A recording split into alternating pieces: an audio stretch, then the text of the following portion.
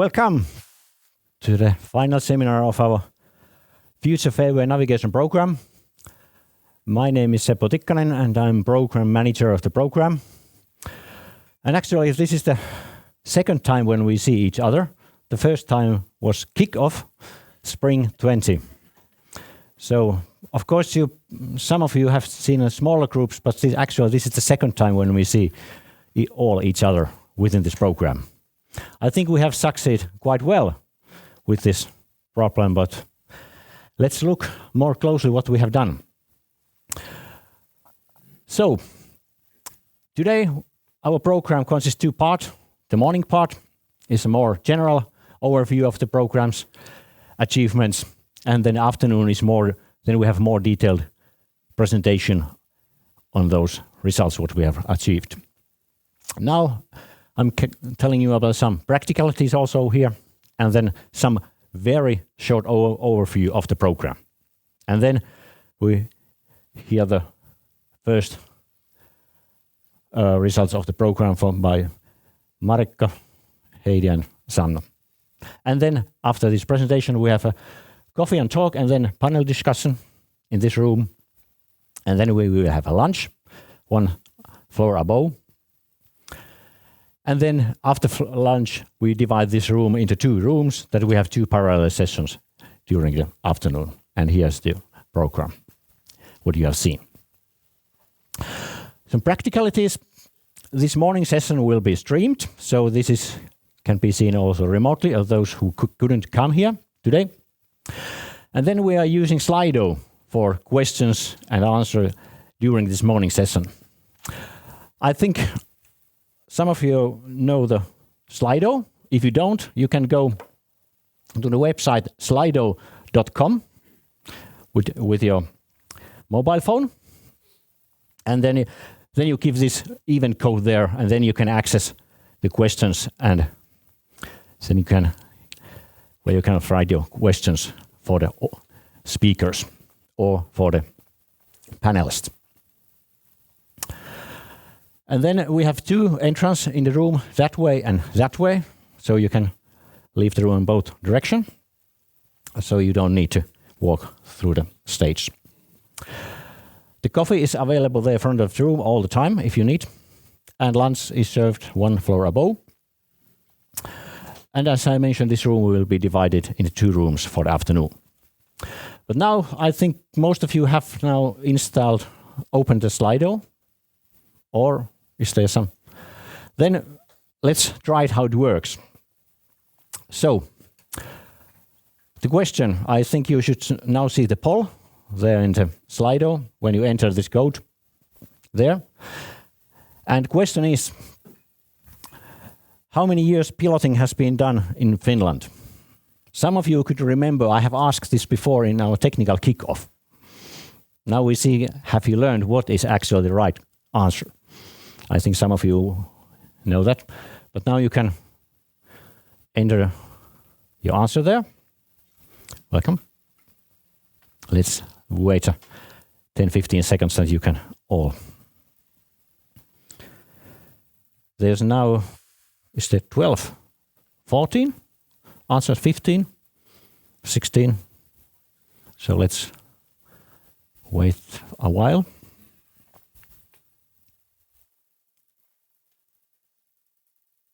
So, how many years piloting has been done in Finland? 184 years, 264 years, or 326 years?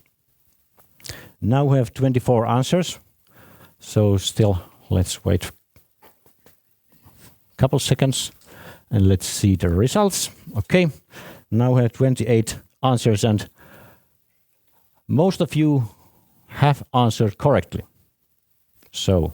So far, piloting has been done 326 years in Finland. And today we are telling about new possibilities how to do it. High time to do something new. Okay, thank you. So it works. Our program is a joint development between companies, universities, academia, and authorities. We had 6 main partners from industrial side and 6 supporting companies in the industrial side. We have 5 research partners, and also we have 3 authority partners involved in the program. I think we managed very well to do something together in this program. So we had a budget about 6 million, duration 2.5 years practically, and this was funded by Business Finland. So our vision, what we aim to do, was to provide a vision of smart fairway services and concept for a remote pilotage. And also what kind of technical things we need to realize this remote pilotage. And also create a roadmap and recommendation what we should do in the future in this area. I think we have succeeded this quite well, and we can hear more detailed on the results today. Some highlights what I would like to bring now here from each year. First year, we were able to provide this. The first sensor station was installed in, was it Airisto in Turku archipelago there? I think it's still working there. Markku, still running. I think Markku, you will tell more about this in the afternoon, how it works. Then 2021, we have a kind of flash events that we could share information inside the program. That kind of short half an hour meetings every second Friday to tell what we have done and what will be done next. And then at the end of the year, the remote pilotage center concept was finished there in Turku. And then in May this year, it was used in real action when we succeeded with this demonstration to show how it works when the Viikki left Kokkola. So those are the highlights of the program, and next you will hear more on that. And next will be Marikka Heikkilä from University of Turku, and she will tell us smart fairways, co-design of future intelligent fairways in Finland. So, right. Any questions at this point? Let's see here. It seems not yet. No, there's one question. No. Okay, no, please. Okay, thank Mark. you. Does it work? Yeah, good. So,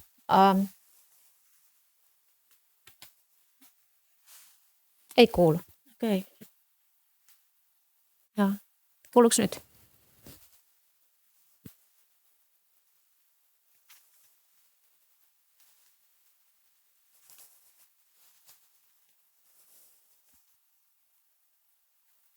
Löysä. Kuuluuko nyt paremmin?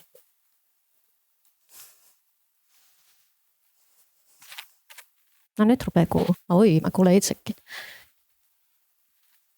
Yeah. So good morning from my behalf as well. Nice to see you all here, like in 3D, because we have been having these meetings online for months and months. So I'm Marikka Heikkilä from the School of Economics, University of Turku, and our group from the university has been working on this smart fairways research project, where we, together with the whole group, we decided to focus on co-design of future intelligent fairways in Finland. And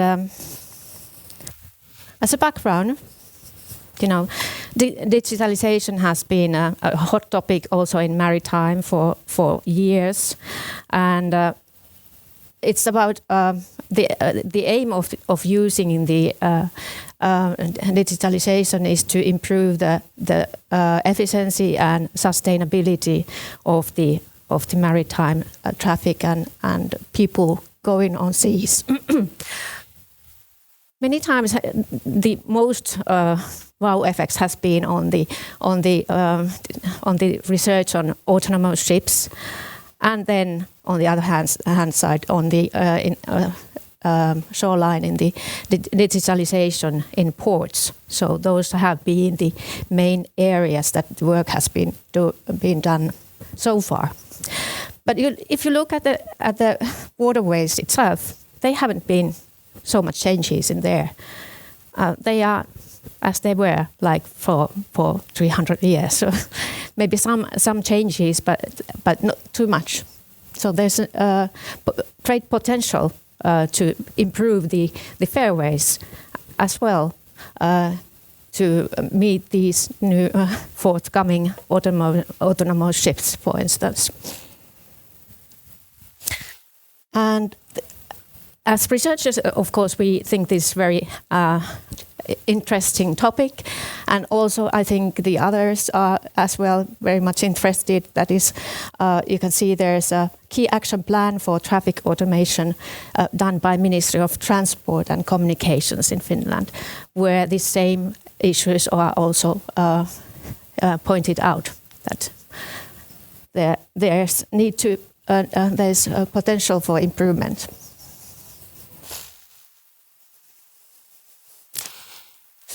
So, the objective of our research was to, research was to define the elements of the future fairway in Finland. So, what are those essential physical and digital services and infrastructure that help to improve transport safety? The first thing is safety, then efficiency and reliability, but also to reduce the climate and environmental impacts in fairways. And here we use the definition of fairway as a harbour approach channel. So those channels, waterways that are approaching harbours, and they are designed for safe navigation of vessels. It should be noted that these these fairways are used by various types of vessels, and typically they are governed and maintained by governmental authorities, and several of the services are provided by state-owned companies or private companies. So this is a backdrop. And for this research we used Delphi model, which is a popular technique for technological forecasting, and also it has been also used oftentimes in in prioritizing for managerial decision making. So the idea is that it uses a group of experts on the topic, and we make several rounds of in the Delphi, and then we come up together to some conclusion. And here we use the research consortium for collecting those experts.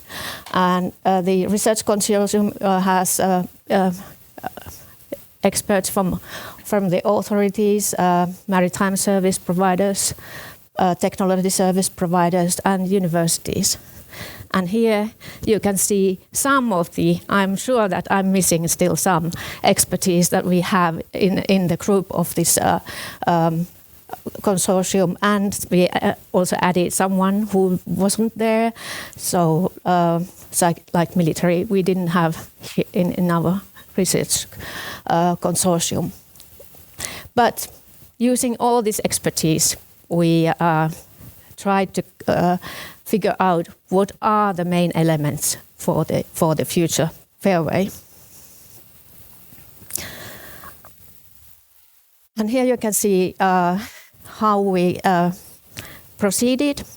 So first we had this pre-information collection phase where we gathered information from the experts by questionnaires, by interviews, so that we get the background, the ideas, and had quite good idea of how people think about the fairways and the future. And then we arranged the workshop. It was organized online, and Traficom was the leading partner here. So they extracted the first elements for the fairway, and then the experts that were taking part in the workshop commented and changed and discussed about the elements and their importance and challenges. And then followed quite lengthy verification phase where we went through all the elements.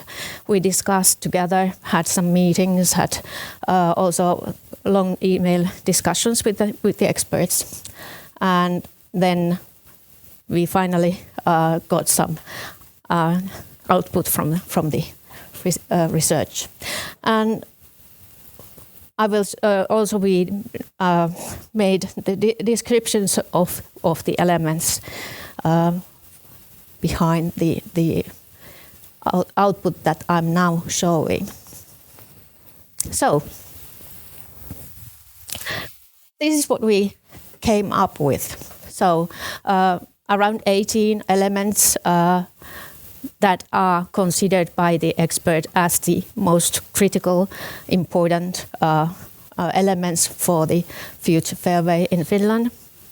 In the axis you see, on horizontal axis there is the level of challenge in development of these elements, and then there's the importance on the vertical axis.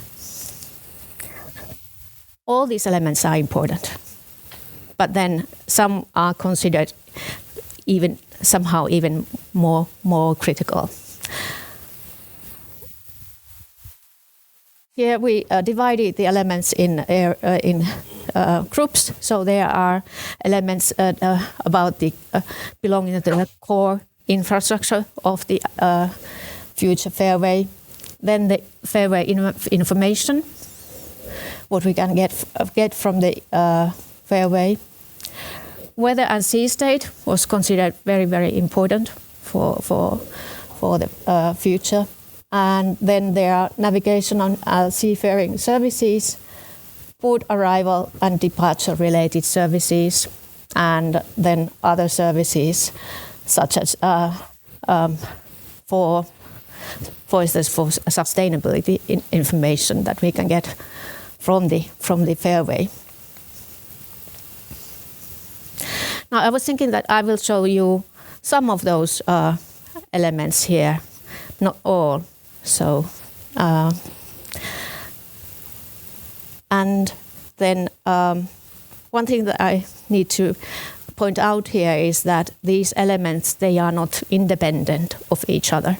Instead, many of them are building on top of the other and require functioning of the other element before the other element can be done properly.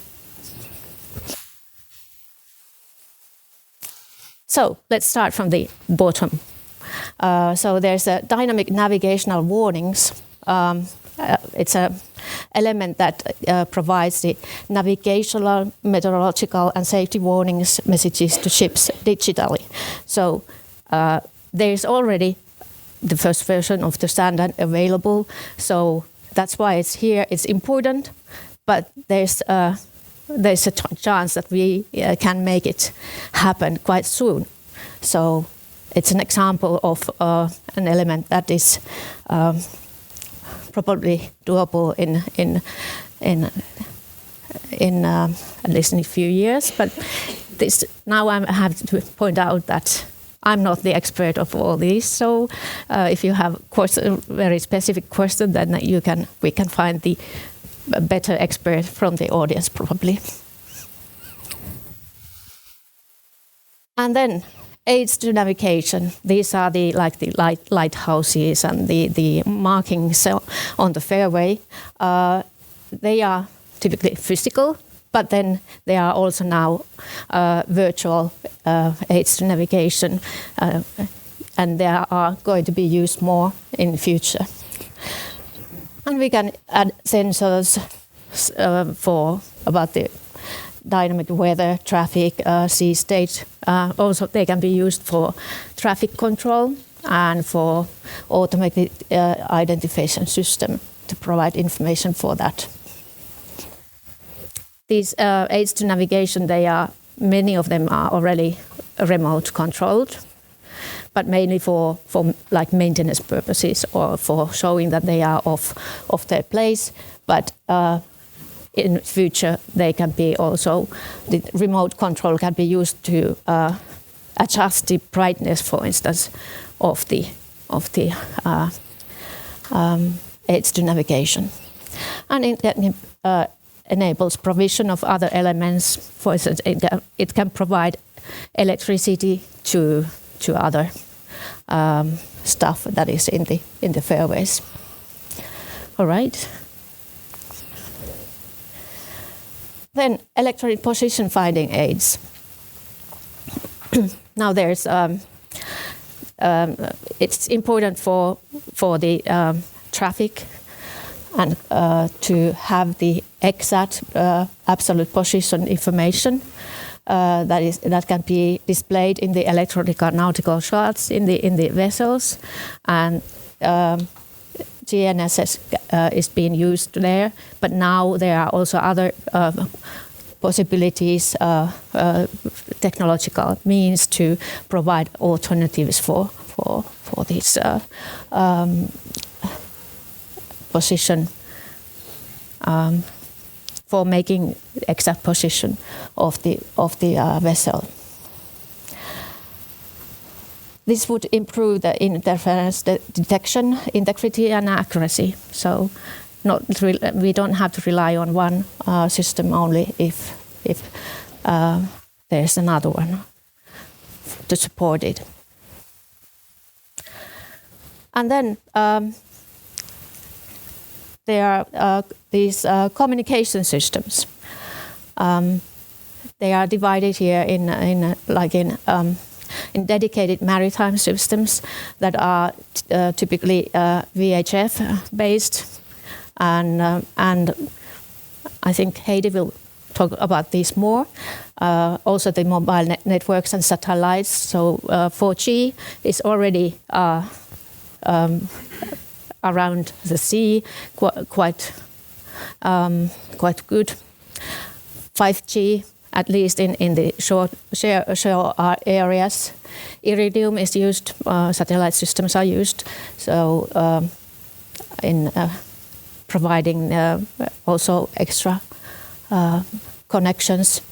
And then there are these low satellites that are now being available but not yet used. And then we need the user and service register for the future Fairway. But I think Heidi will talk more.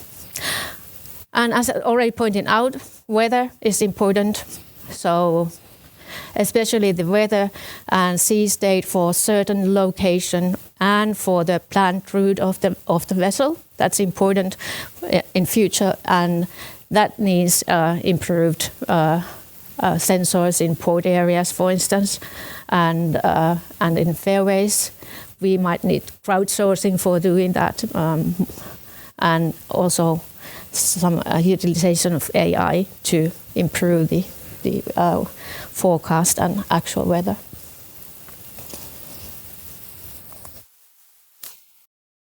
Now, this was interesting. Situational picture. The whole project time we have been talking about that, okay, situational picture and awareness is so important in future. And so that would collect and present all relevant information on the condition, traffic, whatever, in an understandable format for the user.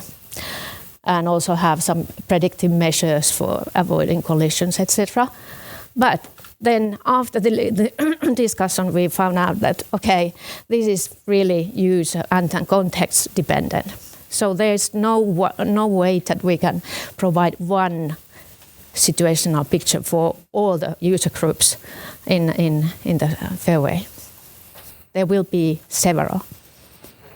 But then we don't yet know what they are. Well, I know Army has already. They have very good one. They said they don't need any more. They are happy with the current one. And yes. Then improved vessel traffic services. That was also one of the important ones. So the aim is to provide active navigation assistance on the position and movement of ships, oncoming ships, intersecting traffic, anomalies, and etc. So that kind of information for the vessel where they are sailing. And then remote pilotage. As you can see, it's high up, and there's a bit more challenge in there. So it's an alternative to normal piloted service, and piloted service is on the left hand, number 11A. And now the aim is to make an alternative for that one. Now, I know Sanna is going to talk more about it, but then I will show something about it. So for each of the elements, we did this kind of a description. What is it about? What are the critical things? Who are the ones that are needed in doing this? And who are the ones, the customers that are needing it, etc. So the remote pilotage is an alternative that the vessel or the master can select instead of having the traditional piloted service. The main target, again, as it is to ensure the navigational safety. But the service is provided so that the pilot is not entering the ship. And this would mean time savings and more flexibility in the timetables of this vessel. And when implemented correctly, it improves efficiency and safety. Also for the ship, but at least the safety is improved for the pilots. Now, who then can have this? Who are the customers? So what kind of customers there would be? So there are some qualifications that has to be fulfilled before you can select this kind of alternative. So the vessel master has to have approved qualification for the remote piloted, and also the ship's equipment has to be approved for the remote pilotage. This pilotage will be offered in selected fairways, not probably all, at least in the first steps. But then when the master has this qualification, it's easier to maintain this qualification to several fairways, and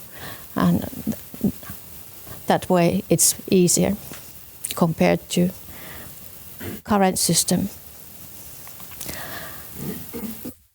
And here I will just pick up the further development needs. So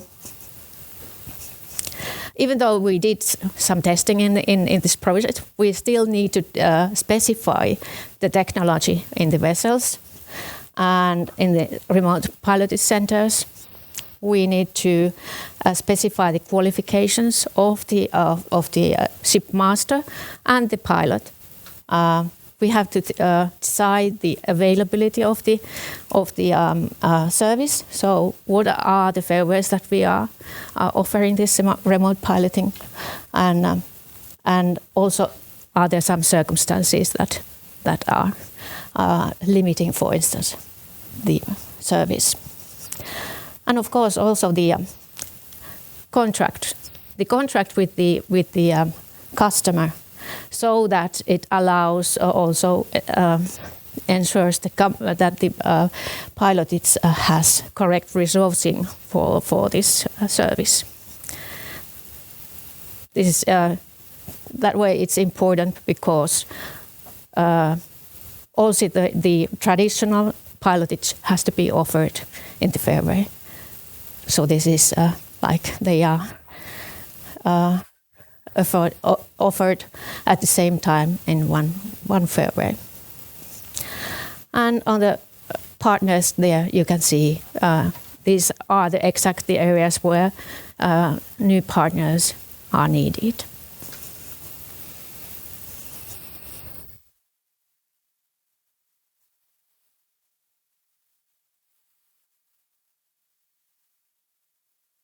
All right. I will not go further on of the elements, but then I think I will now wrap up. So we saw the elements here that were thought by the experts that are the most important ones for the future. But how then can we use those elements? And we think that the fairways in future will utilize different combinations of these elements. So there's not going to be one specific definition of a smart fairway, for instance, but there will be different levels of smartness and intelligence in the Finnish fairways in future. And where then can we start the improvements, thinking about the one fairway. So, for instance, the crossings of the fairways, we can improve the intelligence there. We can think about the narrow places where we need some extra help for the vessels. And also the points of handover of responsibility are some places that are that we have to consider if there need to be some extra smartness.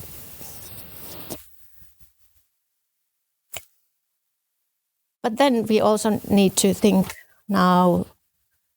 Many of these elements require quite a lot from the vessels, so. Can we also improve the safety of all fairway users? So there are, as I said in the beginning, there are plenty of different kind of vessels. So how we can help the smaller boats, sailing boats,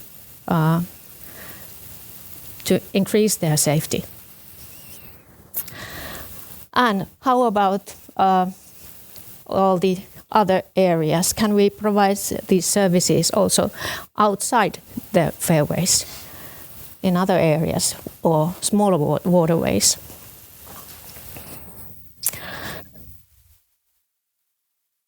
This would allow more scalability for the services if we can find bigger user groups.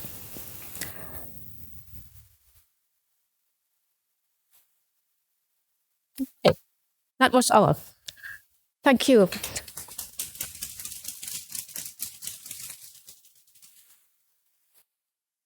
Thank you, Marika. We have two questions in Slido.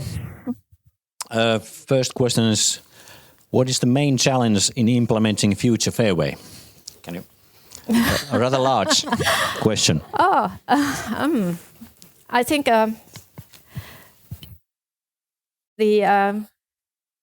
Well, I think the first step is to really prioritize where the focus is, and then start from there. So it's really a hard question. Sorry to answer. If anyone has better answer, so please.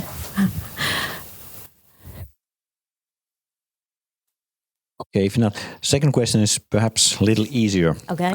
Did you find difference between the expert groups, for example, between seafarers and other groups such as authorities and companies when answering these questions? Yeah, we were. First, the idea was that we were expecting that we find a lot of different views on the topic, but other the experts were like, well, we did find some.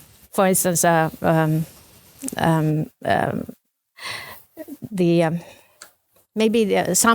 of the answers were more traditional, I would say, saying that okay, the current is very good, and then we can of course improve in some places, but the current system is very important to maintain. And so that kind of changes or differences in opinion. But good question, yes.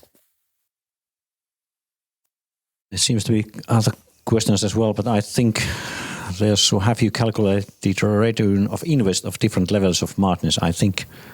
Sorry? About the return of invest for different levels of smartness. I think we didn't calculate that. No, we didn't go that far, yeah? Yes. So this work is still going on, and it depends heavily on the prioritization of the infrastructure improvements. But it seems that the present market for concentrating only on big vessels, using the Fairway, we don't have too much of the, let's say, payoff from that, but only in avoiding the risks of seafaring.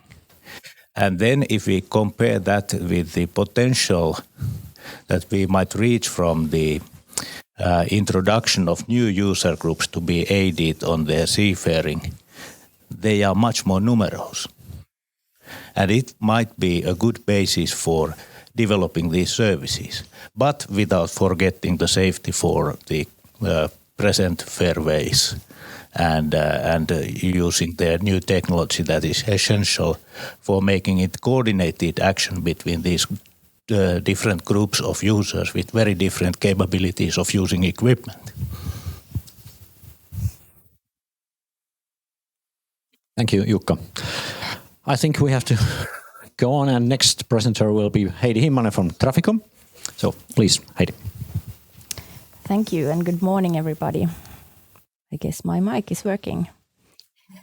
So my name is Heidi Himmanen. I'm from Traficom, the Finnish Transport and Communications Agency. And my background I have my background and education in telecommunications engineering, not in maritime operations. I work with 5G and also 6G development, but also a lot with transport automation and communication systems for transport.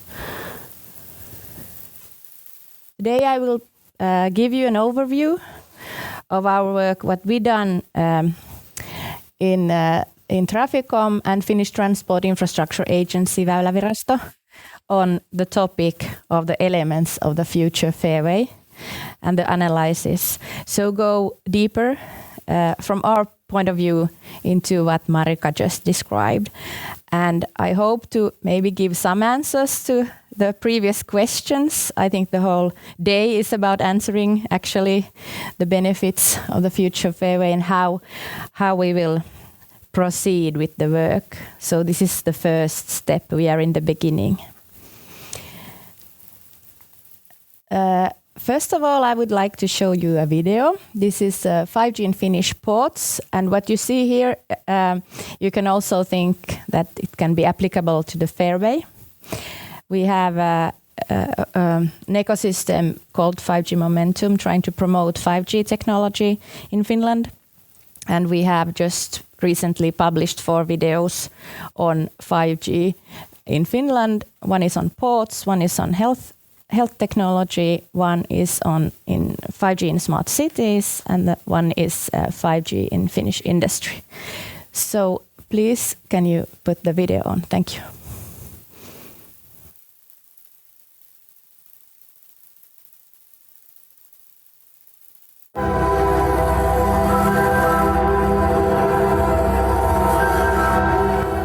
Business drivers take ports towards private networks.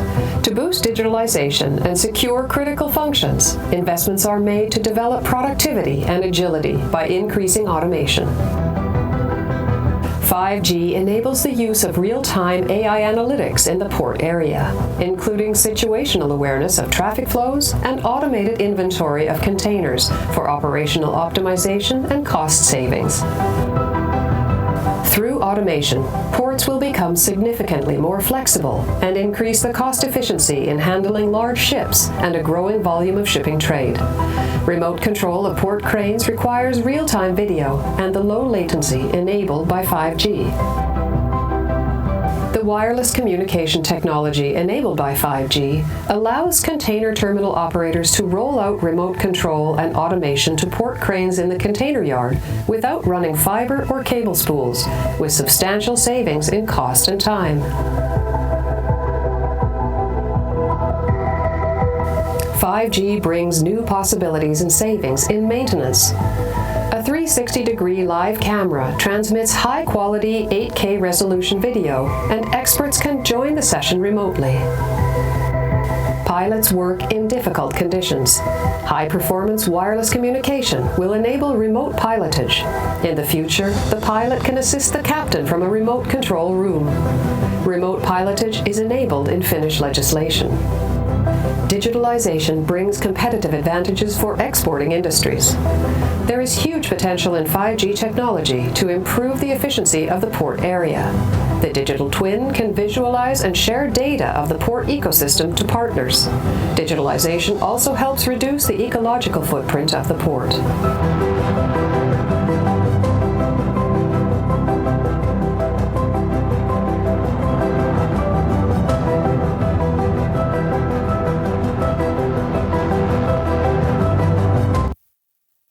Okay, so this is our attempt to visualize what wireless communication technologies can bring. And the ports are actually one of the first forerunners in adopting 4G and 5G technology for their own private use, or we call them private networks, so to optimize their own operations. Okay. Back to the elements of the future Fairway. So what was the key questions from our point of view, from the authorities? We wanted to understand what is actually the future Fairway. What's the definition of it? Or as Sanna has discussed, called project, talked about the safe tube. I like that idea. So what does it mean? What are the services? How does the current infrastructure support those services? Do we have a roadmap? For example, my interest in digital infrastructure. How do the systems for radio communication and radio location fulfill the needs of the future? And we really wanted the C4Value Fairway project to support the Finnish legislative and action plans for transport automation, as Marika mentioned, the action plans from the Ministry of Transport and Communications. And actually there is also a government decision, valtioneuvoston periaatepäätös on transport automation. So it's a high level aim. Marika already described the process, but I also want to describe to you what we learned during this process, because it was a learning process for us also. So we actually did a pre-workshop. I facilitated a pre-workshop in Traficom with my colleagues to try to identify the elements. And then we worked on this together with all the C4 Value partners. And then again, University of Turku analyzed this, and then we got this nice template from Marika and her colleagues for us then to work on the elements that we should analyze, and then gave that again to Marika and her team to study. So it's really was a cooperation between the authorities and the research organizations and the companies. And I think this is what we need to do even more. We couldn't have done it alone. I want to also highlight our discussion about the terminology. So the smart fairway, it's used, it's nice. We also use it, älyväylä, but actually the better definition, better terminology is maybe future fairway, because it's very difficult to describe what is smart or not. And actually in IALA, which is an international organization in the maritime side, they have also discussed that there are no smart fairways, only fairways with different levels of navigation services. So it consists of elements with different capabilities, used by ships and vessels with different capabilities. And the goal is situational awareness, safety, environment and efficiency. So what we did in Traficom and Väylävirasto, these were the elements that we analyzed. And I tried to highlight now here a few things that we already learned. The red ones as things we added in the process. So we really realized that we could make this better, and every iteration just improved the process, the elements, and we found new elements and sub-elements. We also analyzed, well, you can see here, these are the infrastructure elements that maybe are our core, but we also tried to analyze, and also of course these services that are Traficom's duties, but also we tried to analyze services or elements that are not in our responsibility that we have, but that we have great interest in. So I have many of these slides now. I'm not going to go through them all, but I want to show you the amount of work and learning that we did during this process. So, and I don't have all the elements that we analyzed, but to give you an understanding of what we know today and what we don't know, because that's very important to understand what you don't understand yet. So the first element, and don't mind if the numbering of the elements don't fit with Marika's numbering, because it changed, and we have added, and she has added elements and combined elements and so on. But this is the physical aids to navigation, element number 1. Just to highlight a few things, it was very actually useful to have this template, because you made us think. We had to discuss to find a common understanding. What do they mean, and what is what are actually delivery channels, and who are partners, and what's the readiness level? Because in this mix, they are not independent elements, but they actually are very dependent on each other, and to understand what to put under which element. So, for example, here the new elements could include more accurate and dynamic weather, traffic, and sea state information. In some visions, the aids to navigation also could control the traffic. That's what we learned. They can be remote monitored and remote controlled, transfer data via mobile networks, and also remote monitoring controlling services for users available via the internet. About the partners, we realized that maritime authorities are responsible for the fairway safety, but many aids to navigation services are produced by the private sector. So the partners, the cooperation is needed. Financing, we need additional funding for future development. It's not there. Or readiness level. The readiness level meets the current requirements, but the concept of the intelligent fairway is not yet established. We need new innovations, and the readiness level is variable. Then, to continue, we divided then the AIS, aids to navigation, so we find like a subgroup of aids to navigation regarding AIS, and realized they could be physical, but also virtual AIS aids to navigation. So they can actually be some kind of sensor that actually also only exists in the virtual world, but not in the physical world. Today's AIS is mainly used for identification of ships and their position, but AIS messages could also be used for providing ships with other information, such as virtual ATONs, weather information, and navigational warnings.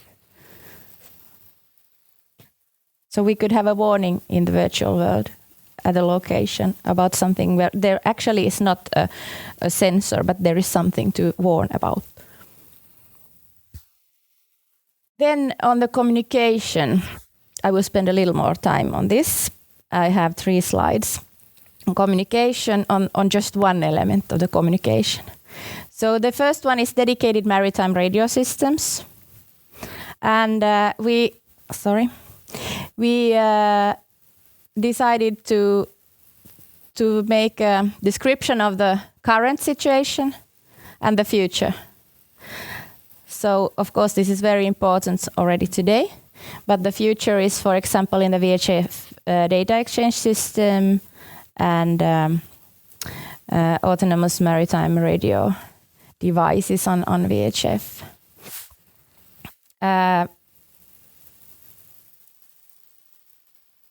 The readiness level is that, of course, we have this in place already, but there is a lot of development even done here of the GMDSS, which is the Global Maritime Distress and Safety System. Hätä- ja turvallisuusradioviestintä. Then we have e-navigation and VHF data exchange ongoing. It's on international forums, and Traficom is very actively also taking part in this international work. Then, if you look at the partners, we have very many partners here. So the distress network, hätäradioviestintä, that's operated by MRCC, the Maritime Rescue Center. And then the safety network, turvallisuusradioviestintä, that's operated by Fintraffic VTS. And then Traficom, well, you need a radio license and operator certificates. That's provided by us, and so on. So you see it's already very cooperative. And these are obligatory communication channels for commercial and professional maritime operations. The old systems are not supporting cybersecurity, actually. That's also a finding. And for example, in AIS, authentication is not supported. Okay, let's go on to mobile networks, satellite networks, talking about commercial communication services. Today, we have the satellite networks, for example, in Inmarsat, and then we have mobile networks, and of course, not to forget the Virve, the communication network for authorities, for the police, maritime safety, and so on. That's the old technology. Well, in the future, actually, Iridium has been already approved for GMDSS. We have 4G and 5G networks today built on market basis. A satellite component is planned for 5G and 6G. What will be the role of this?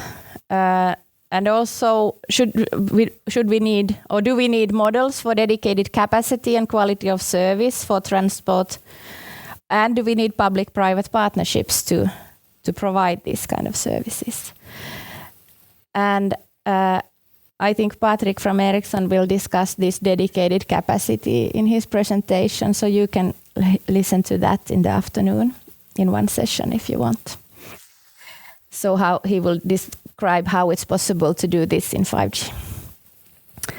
We have the Virve 2, the new version of the communication network for authorities is being built out currently, based on 4G and 5G on the commercial networks. We don't know yet what will be the role of the non-geostationary satellite systems in the future. You heard about the SpaceX, OneWeb, all these mega constellations developing a lot. Actually, the coverage here in the north is quite poor today, but it's developing. We don't know, but it's very interesting to see. What we found, for example, we need about the financing. Maybe we need to find new models to complement the commercial services, enable cooperation between the mobile network operators and other actors to complement the communication network where it's not profitable to build the required service level and availability on a commercial basis. If there are strict or high quality of service requirements for communication systems. And we also discussed the readiness level a lot. The old implementations are not supporting current cybersecurity requirements. It's built in to many systems, but when implemented in maritime, cybersecurity needs to be considered also, like separately. We cannot only rely on that the mobile network operators have cybersecurity in their networks, but also to look at it from the maritime perspective. Then this was added by us actually in the work during the work. It's not maybe part of the communication element, but we put it here because we didn't find another place.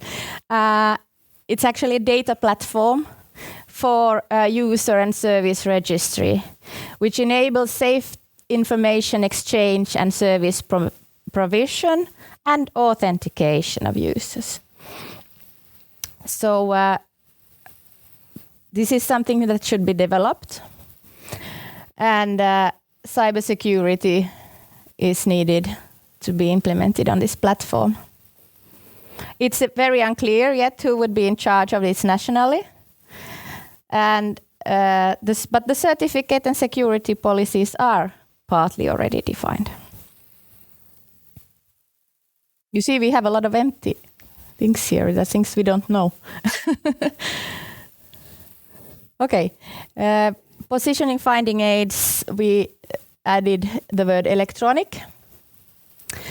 And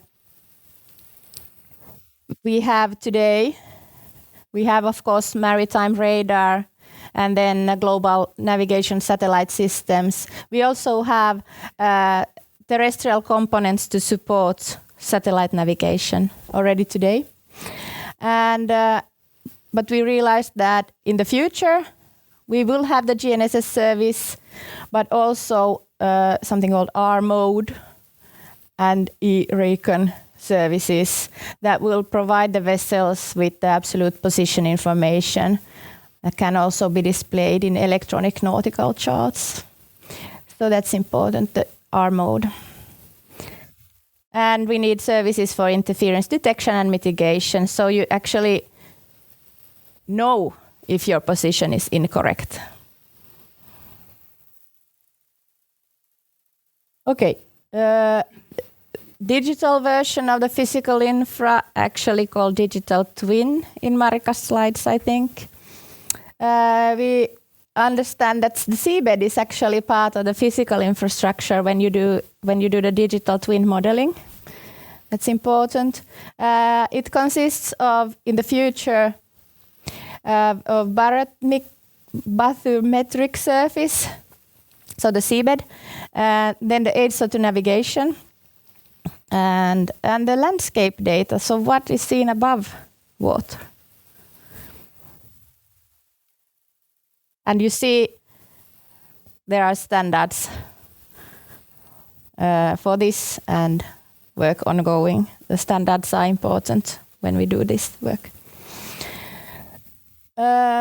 Navigational charts also, then new standard, and identified the readiness level, the capabilities and the development in Traficom and in the chart system provider. Tests will be available in the future. Mm-hmm.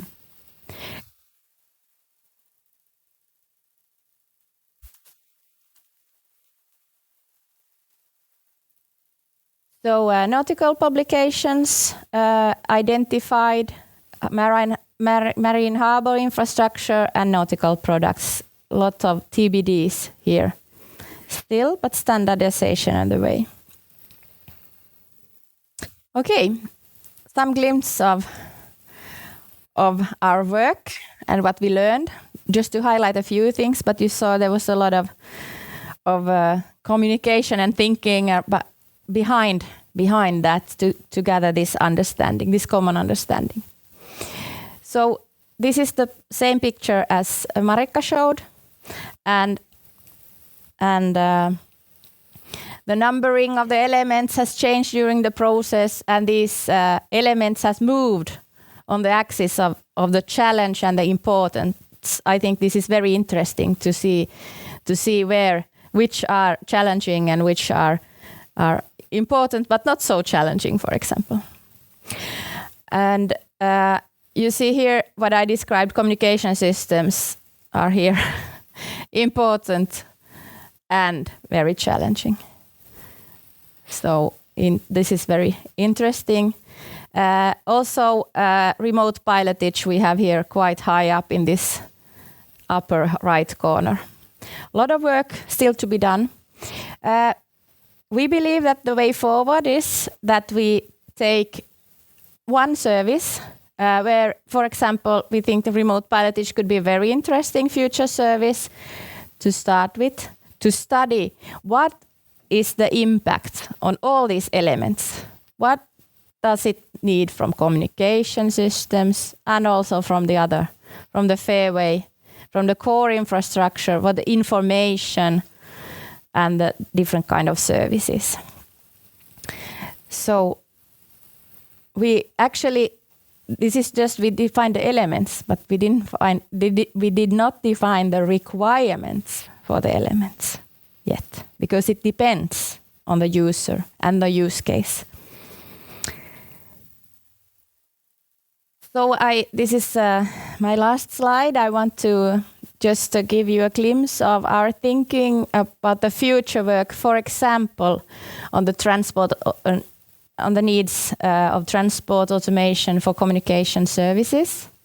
So we have identified 4 steps how we could work on this to get further.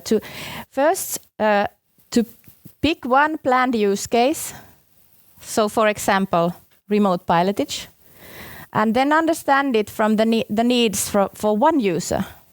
That's a start. One important service and one user or use case. Then the second step is to understand the needs on the communication network. So the scalability. If we have a lot of simultaneous users, what does it mean? What are the service level requirements for the network? for these first services with the first estimated number of users. Of course, there can be more in the future. So then the third step are the KPIs, the indicators, the measurement methods. If we do real measurements in the field, are these accurate enough actually, or do we need to develop new ones? The mobile networks are measured from the perspective of consumer wireless broadband. So I suppose these indicators are not the ones we need for transport. We need to develop new ones, new measurement methods, but we can analyze the current data that we already have to understand quite a lot, but then to develop new measurement methods. And then the fourth step is how should the current communication networks be developed and cost efficiently. What is the best way to, if they don't meet the requirements of the future, how should they be developed? And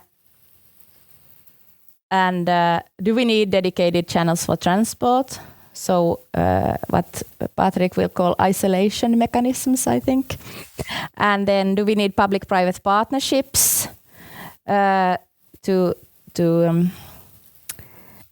provide better service level compared to what is possible on a market-based approach?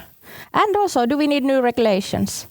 Because actually for this Virve 2 network, there was new legislation so that the operator who is providing Virve 2 in their network can prioritize the data. And I think we should ask ourselves also, should we do this also for transport? Do we need a dedicated channel? Do we need new legislation even to give the transport automation communication a higher status legally? So thank you. This ends my presentation.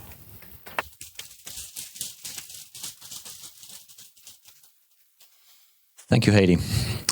There's a couple of questions. Perhaps we don't go all through because of time. But one question is 5G the only option for in-port communication? To my understanding, other more optimized technologies are available requiring less infrastructure. No, of course, it's not the only one. And yes, 5G is quite hyped, so it's not the answer to all the questions.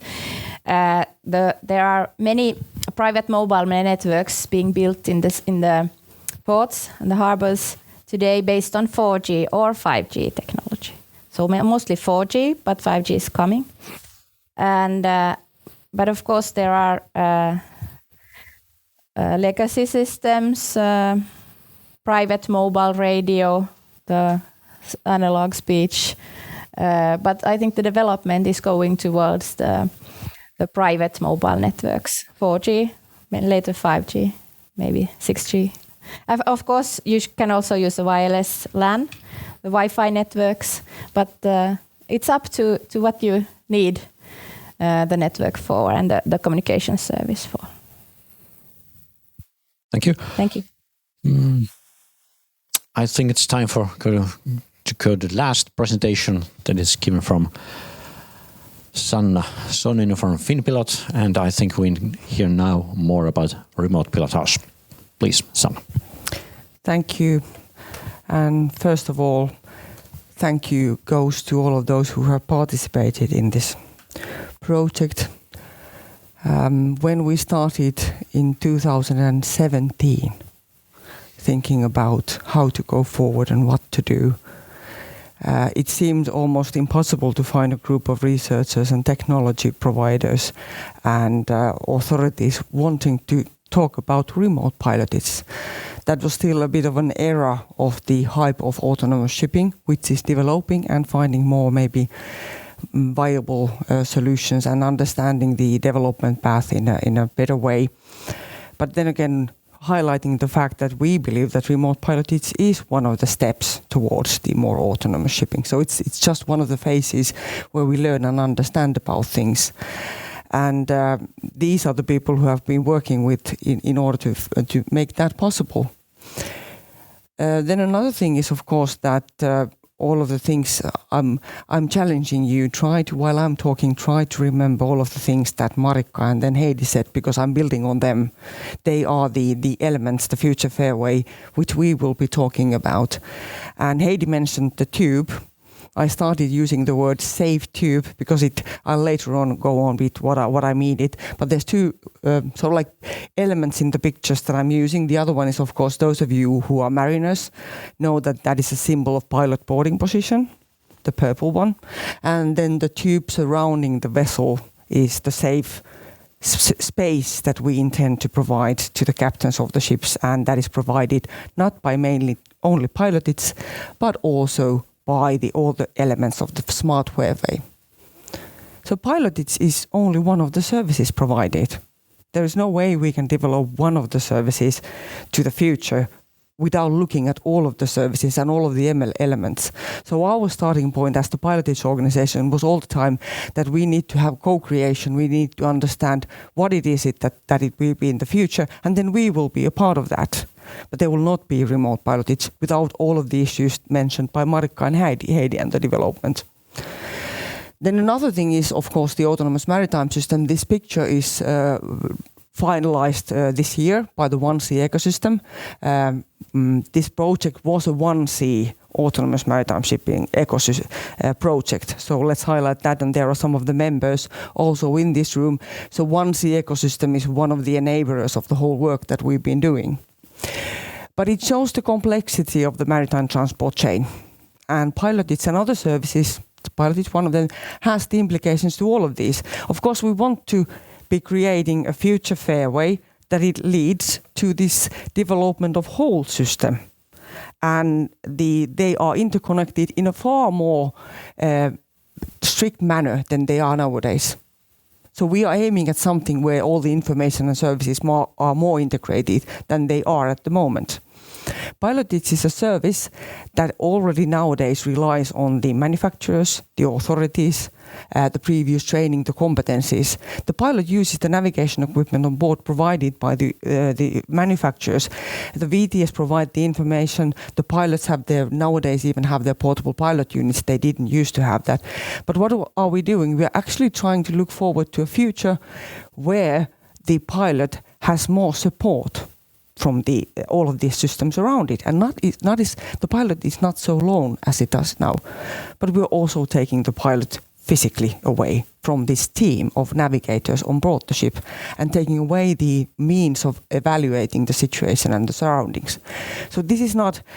I always highlight the fact when I'm talking with different pilotage organizations around the world that I'm not talking about remote pilotage because I think it's easy.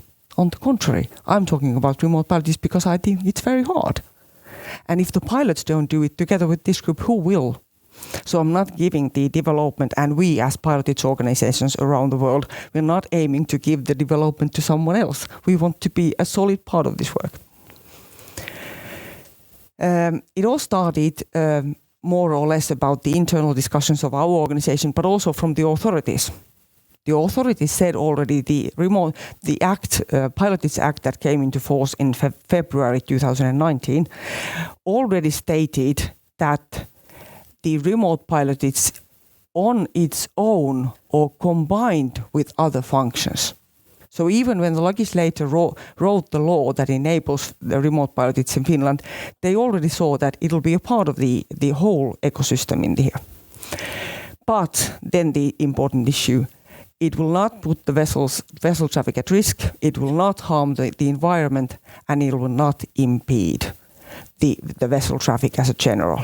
So we need to be safer than, not safe as, but safer than.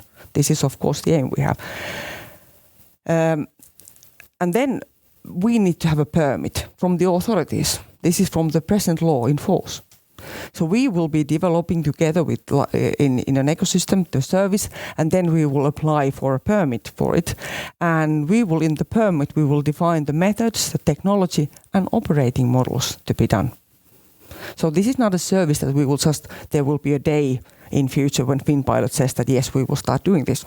No, it'll be evaluated by the authorities, and that is one of the reasons we wanted to cooperate with the authorities in all of these future Fairway elements, so that when we finally come up with this application, the authority already knows very well and have participated together with us, as has the shipping companies, the manufacturers and everything. So we're building on the whole ecosystem. Then there's a risk assessment issue. So this is something that is not easily done. And also in Aalto University and others have been supporting us in order to understand how from the first beginning of the work, how we will understand what risks it involves and how we will do it to ensure the safety. Then there's a lot of things. There's a lot of text about remote pilotage in the Pilotage Act, and surprisingly good, even though we drafted it in 2018. So it's actually valid. It'll need changes in the future, but it's a good ground to start. So it also says things that it may contain, but we believe that it has to contain all of these issues. The risks. The sad situation was that the pilotage has not been evaluated, in fact, what the present risks are. So we don't have a baseline. There is no zero position where to start from, that these are the risks. We know the risks, we've just discussed about them, but we haven't evaluated them, in fact. And pilotage is de facto a risk control measure. Pilotage is a function that the Finnish government wants, and all the governments in the world want to have on their sea areas, in their fairways, to make sure that there will be no harm done to the safety of the environment, the human lives, or the actual ships and the environment. So we are a risk control option, but we don't really know the impact of our work. Aalto University will tell you more about this. I was particularly happy about the visibility all of this C4 value, you all working with it, got already during the program. Because we are also, of course, hoping that your work will gain more visibility now that we are finishing it. But already during this period, we had the opportunity of giving some hints of what we are doing to the public. There is also what I'm particularly proud, of course, from now is a book published by the Finnish Pilots Union, showing their support and understanding our workers that the future is there and we need to do it together. Then one important thing is, of course, we got the developers. People from pilotage organizations in the world have asked me that, how did you do that? How did you get your pilots along? Because their difficulties in developing remote pilotage is the fact that the pilots are saying no. But I'm happy that I have so clever pilots in Finland that they said that, yes, we know we have to do this and we will do it. And I'd like to actually ask gentlemen there to stand up, because then you will know who you are talking to. So Ville and Timo and Joachim, they are here live. So when you talk about remote pilots, those are the three guys who have been working with them. And then I've also like Tero to ask, stand up. So this is Tero Vainio, our technology manager, who is heavily involved. And so go and ask real tough questions to those four guys. Then the Nemo. Great. I would say that is actually the first one in the world. We always try to, we are Finns, so we try to keep it down. It was just a communications test. It was not really anything. So I was actually surprised when it started popping out in the Finnish media and then around the world. But it was important.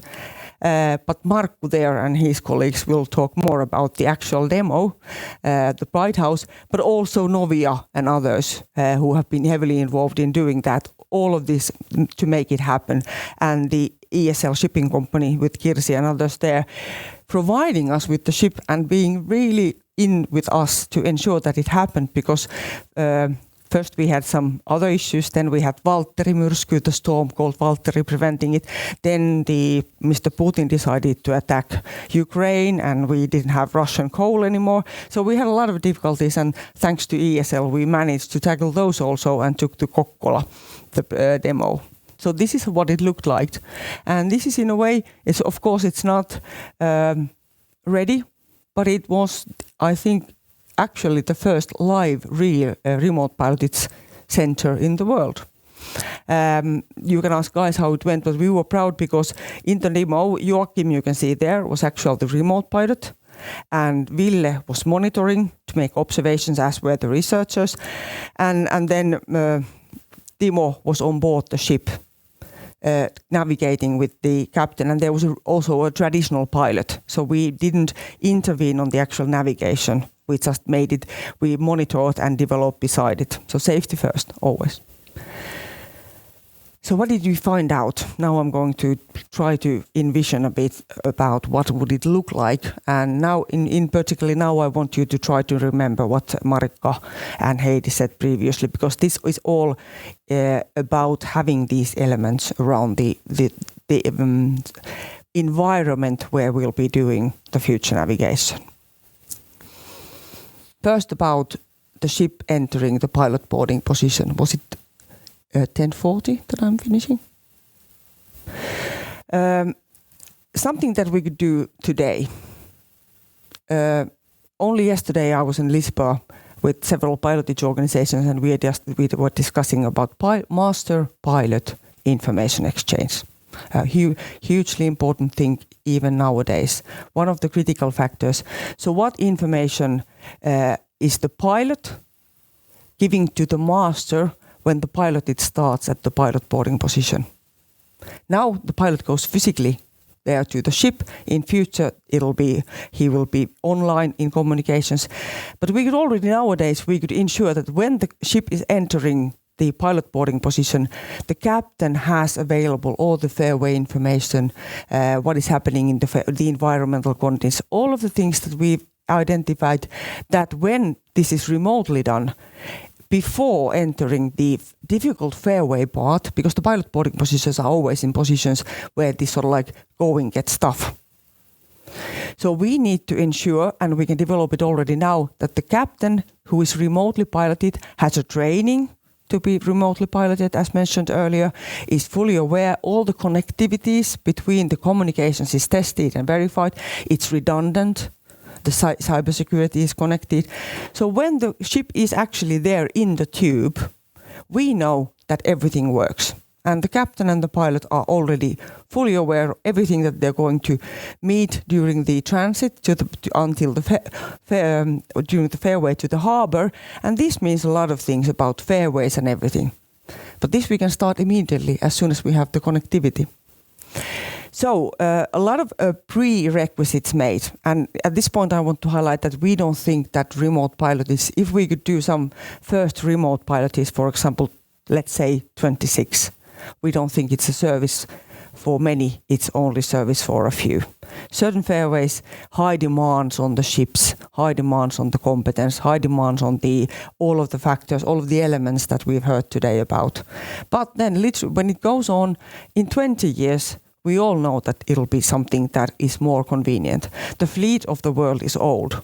So we need to have also changes. And our point of view in developing this is that we would have those quality ships who are ready, their readiness is very good. And then we go to interfaces on the navigation equipment, we go on the smart boxes, we call the Bright House smart box, transmitting the information to the pilot, remote pilot, etc., etc., etc. But then the ship has arrived to the tube. The tube is a combination of all of these future fairway elements and information exchange visible to the captain. So I started using the word safe tube because I wanted to highlight that with all the information and all of the technology, the future fairway together with the remote pilot will provide a sort of like tube for the captain that he knows where he should be navigating and where not to go. Because this is what the pilot does now. The pilot is controlling the dynamic movement and position of the ship in the fairway, and the pilot understands it's not enough that you know where you are. You need to know where you need to be here in order to do this turn and this, and then you have to know that if there is, for example, regular traffic coming from there, I know that in which position where I can maneuver safely. And then if you have a malfunction during the passage, you lose your power or you lose your navigation equipment, you have to have a fallback position. So everything has to be planned precisely in a manner that during all time of the process we know the what if functionalities of the system. then also we know that the situational awareness mentioned often, we need to have a common situational awareness. We don't want to have extra equipment on board the ship, but there needs to be a trust between the captain and the remote pilot. They need to have the same information, and they have to be able to interpret in the same way. So this is the challenging part, and we've highlighted there the services. These are the elements, for example, meteorological information, the common picture. Then we have to know what state, what kind of engine power that is using, the actual information from the maneuvering systems of the ship. And then we have to have this intelligent fairway with all of the future aids to navigation, etc. And then one prerequisite that we said is that in the beginning, remember now I'm talking in the first phases of remote piloted, we expect that the captain is fully qualified to do the harbor maneuvers, him or herself. So we're not aiming in the beginning into a service where the remote pilot would assist this captain to do the harbor maneuvers. They will inform and they will support. They will enable the safe maneuvers. But the captain has to be able to use the tugboats, communicate with the tugboats, if there is ice breaking needed, etc., etc. Of course, the remote pilot can help when the ship is moving there, ensuring that, for example, the VTS information is okay and the linesmen are there. But most of you know how many players there are in this field. And we have not involved yet the maritime search and rescue, like Heidi showed in her slide, so we will need to do that. But all in all, this is where we are heading. Today, the pilot and the captain of the ship, when navigating in these fairways, is dependent on the information provided by the bridge systems and actually doing the analysis of situations him or herself. There is no AI supporting the decision making or providing extra information. I've always said that our pilots, if I would tell them when they have a very challenging thing, there's a lot of wind and there's tugs and everything, if I would afterwards ask them when they have reacted to something, that what all information did you use in order to take that decision that you took when maneuvering, I'm sure that they couldn't tell me everything, because they're all the time monitoring what is going on the fairway. When they're moving the ship, they're understanding what the wind is today. So it all gathers in their own, and when they make decisions, they actually use all of the information that they have gained already during the pilotage. So how to do that remotely? We're not part of the bridge team anymore. We're not getting the all information observations that we do. So we need to take a lot of data into a cloud. We need to ensure that the data is there. And by doing that, because this is the tough thing, to get the information and to be used, then we can talk about how to, in fact, improve the pilot's environment for piloting. Some of the manufacturers even here have already done good assessments about what kind of analysis can be put to the navigator. And this is the future. This will not be done unless we have all the stakeholders involved. And that's why I think it was Marikka or Heidi, I don't remember who mentioned, no, it was actually in the question that this is not only for pilots and this is not only for commercial ships. Because when we do that, we do it in factually all the navigators using the fairways. And that was the purpose of this project, to ensure that the future fairway is available to all of the fairway users, not only pilotage.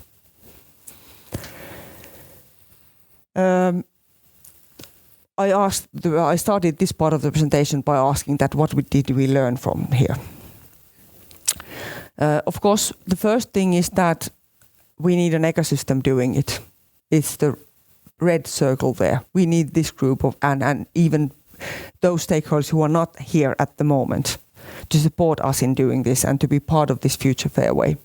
But then there are sort of like, if our aim is a safe and secure remote pilotage and the competence needed to do this, to go to the tube, to the pilotage, there are some issues that we do. The first circle, of course, is the connectivity, the communications, the technology used, and the safety aspects, the results of the risk assessments that we are getting, how to do this, what are the framework that we need to go on.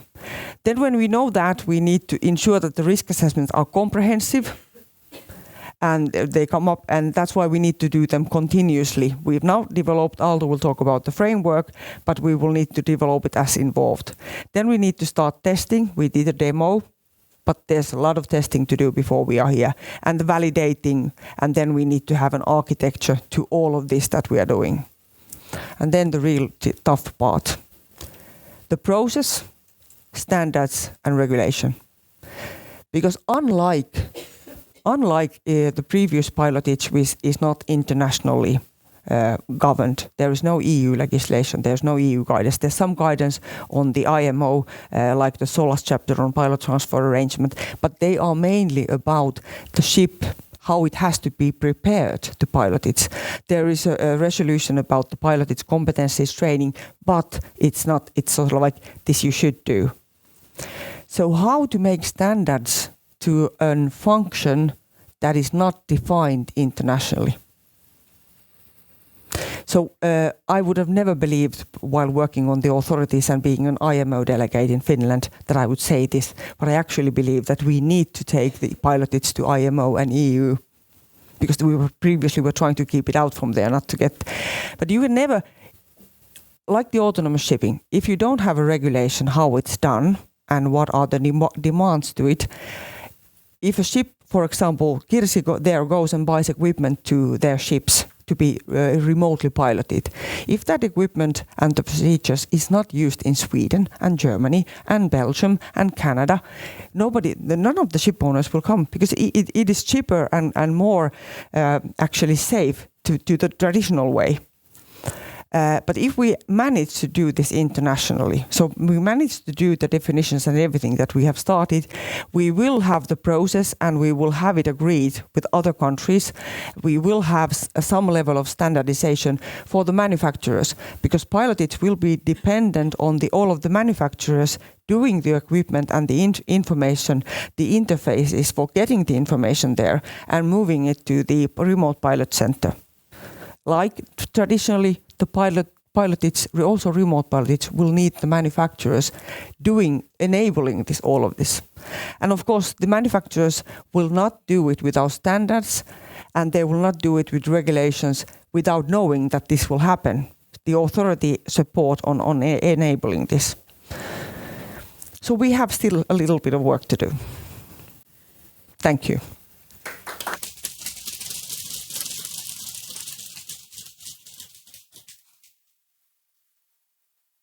Thank you, Sanna.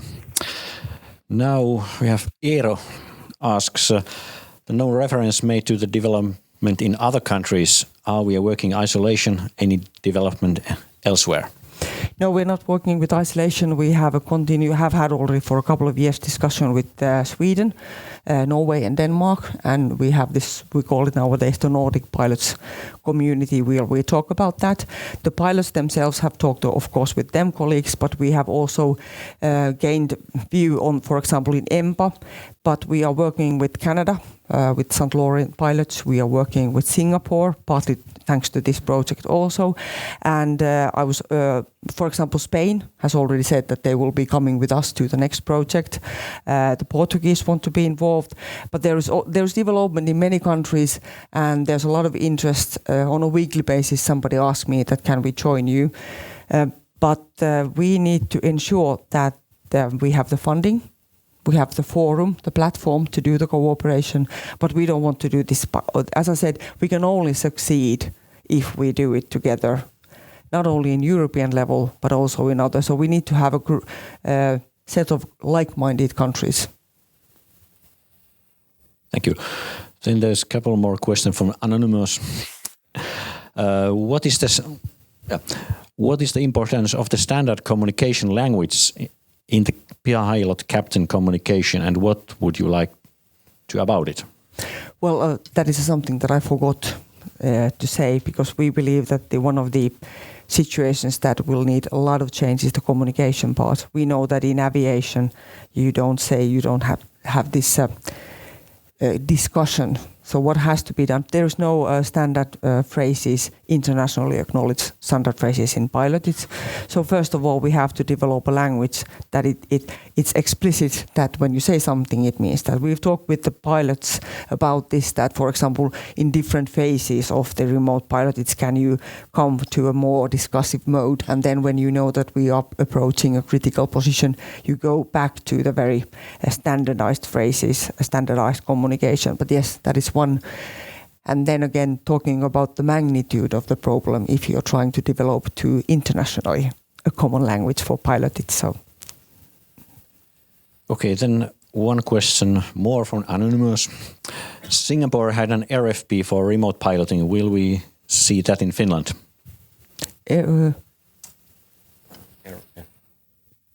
Remote RFP.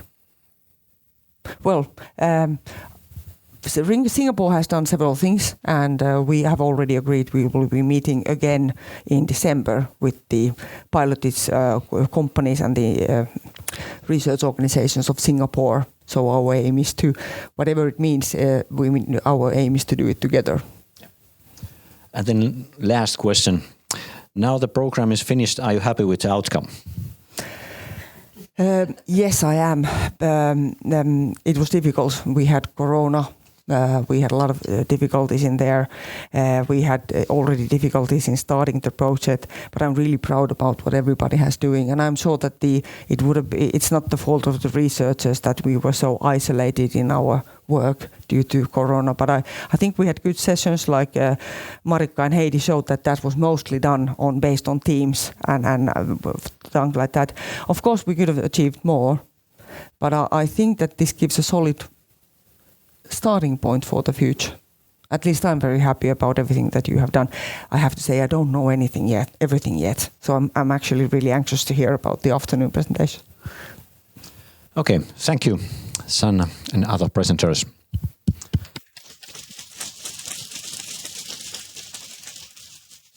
And now we will have a short coffee break, and we will back 11 o'clock having this panel discussion. So please have a chat with each other, and please, those panelists, please stay here for a while. Okay, welcome back from the coffee break. Now we will have a panel discussion about essential learnings and perspectives on Fairway of the future. And the moderator of the panel will be Markku Mylly. And the panelist will be Sanna Sonninen from Finpilot. Then Kirsi Ylärinen from ESL Shipping, Heidi Himmanen from Traficom, Pia Karjalainen from Wärtsilä, and then Markus Laurinen from Kongsberg.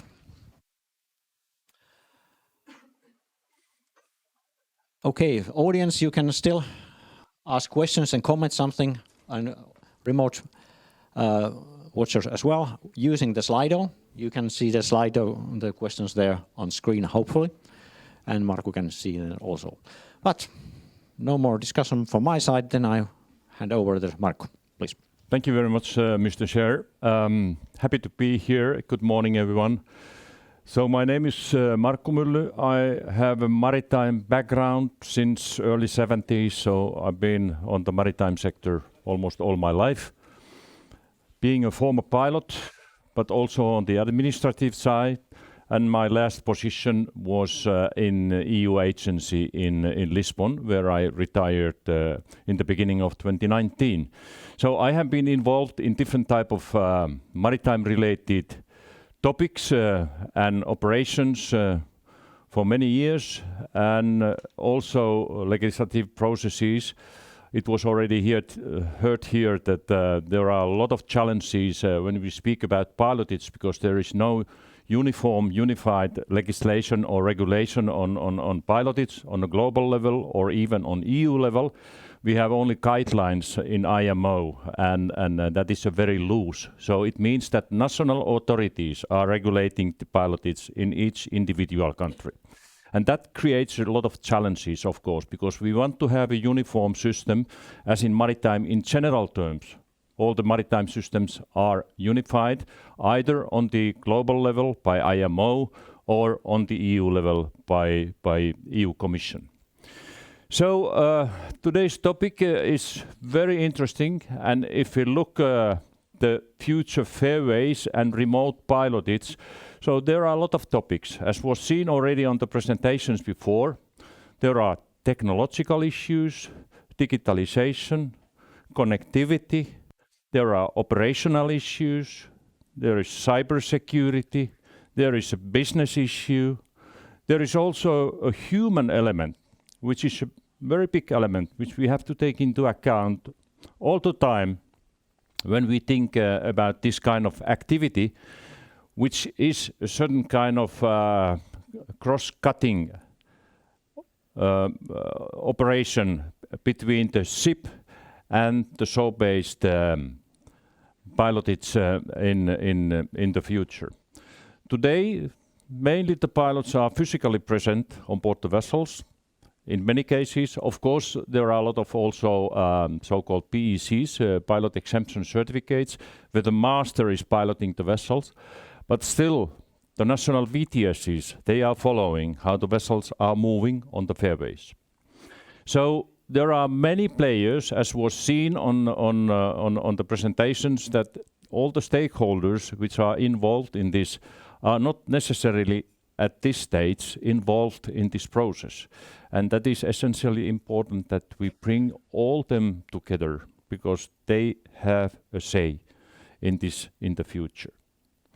But I have some, let's say, questions to the audience, to the panelists to start. And if we start with the technology and safety and security, which are the, let's say, very important elements when we discuss about remote pilotage and also the fairway technology.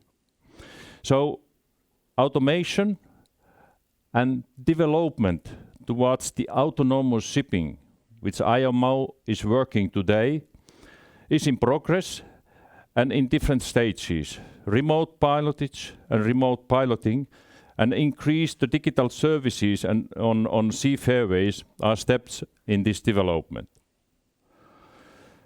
When we look the fairway infrastructure today, so there is a lot of challenges on fairway infrastructure to enable this kind of activity. We have in Finland, in principle, all the fairways dredged many times, and in principle we have good data from the fairways. But is that data enough? Are the safety devices good enough for remote pilotage? This is my first starting question for the panelists. Maybe Sanna can start because you have been following this development for a long. Yes, thank you, Markku. Unfortunately, I would say no, they're not. But that's obvious because they are based for future present navigation methods, visual navigation, radar, and means of operating. And so we need to look at the whole future of fairways, as well described in the previous presentations. On the other hand, if Finland is one of the leading nations in the world, in some subject, the subject is fairway and H2 navigation, because I think we still have the biggest number of H2 navigation. People from authorities can verify that. So I also believe that we have an excellent, being the sort of like the specialists on fairway navigation. We always say that the fairways in Finland are the most challenging in the world, and with the winter issues and everything. So there's a lot of work to do. As when the autonomous shipping was developing with the developers, we talked about that it's obvious that the future ships will not be looking to the red and green buoys. It is something else that they will be doing. Kirsi, would you like to comment on this? Yes, I can comment. And we as a ship owner, we have presently 47 vessels in our fleet. We have just ordered 12 new ones, different sizes of the vessels from 3,000 tonners up to 56,000 tonners, which means that all the vessels, they have differences. They need same information from the fairway, even they are different. Also different business models, how we use the vessels. Some of them are owned, some of them are TC vessels, which means we have rented them.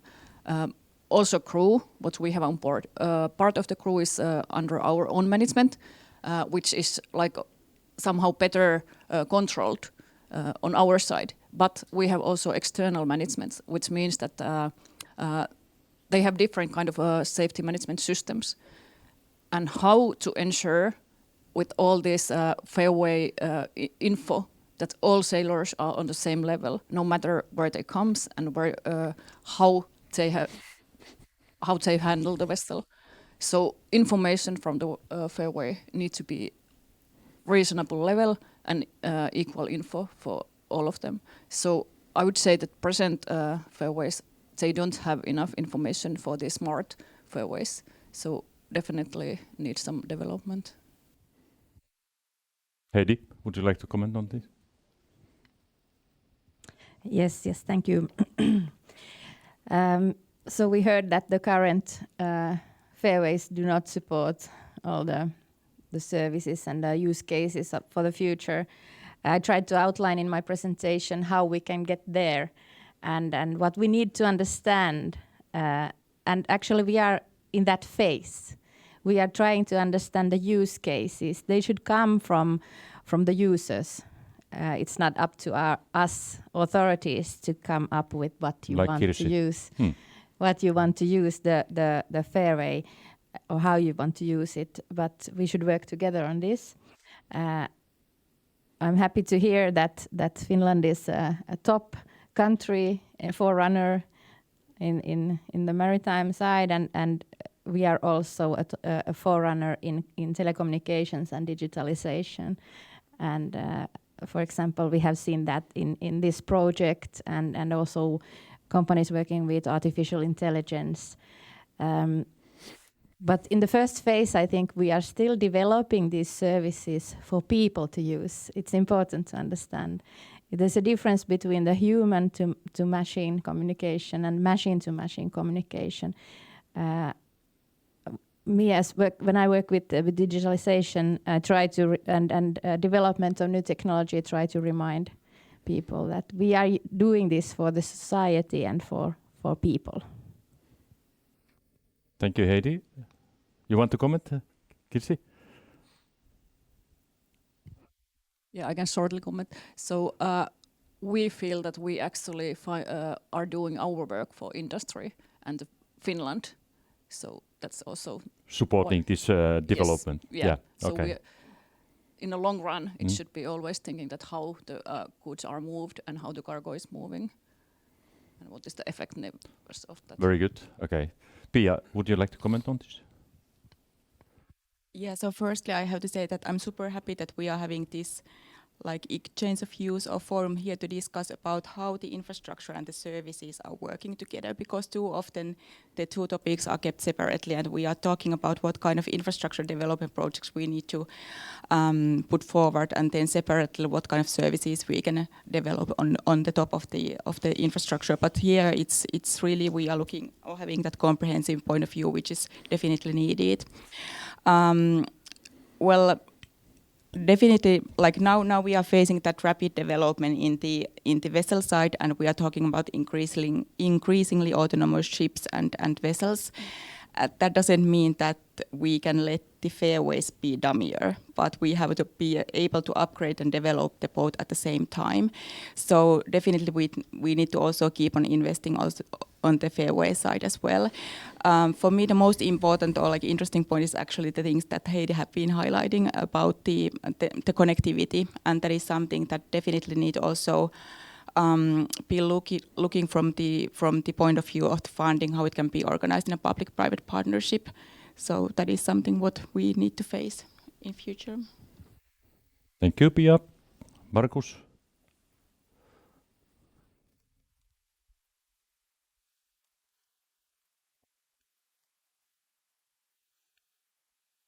Let me try. Okay.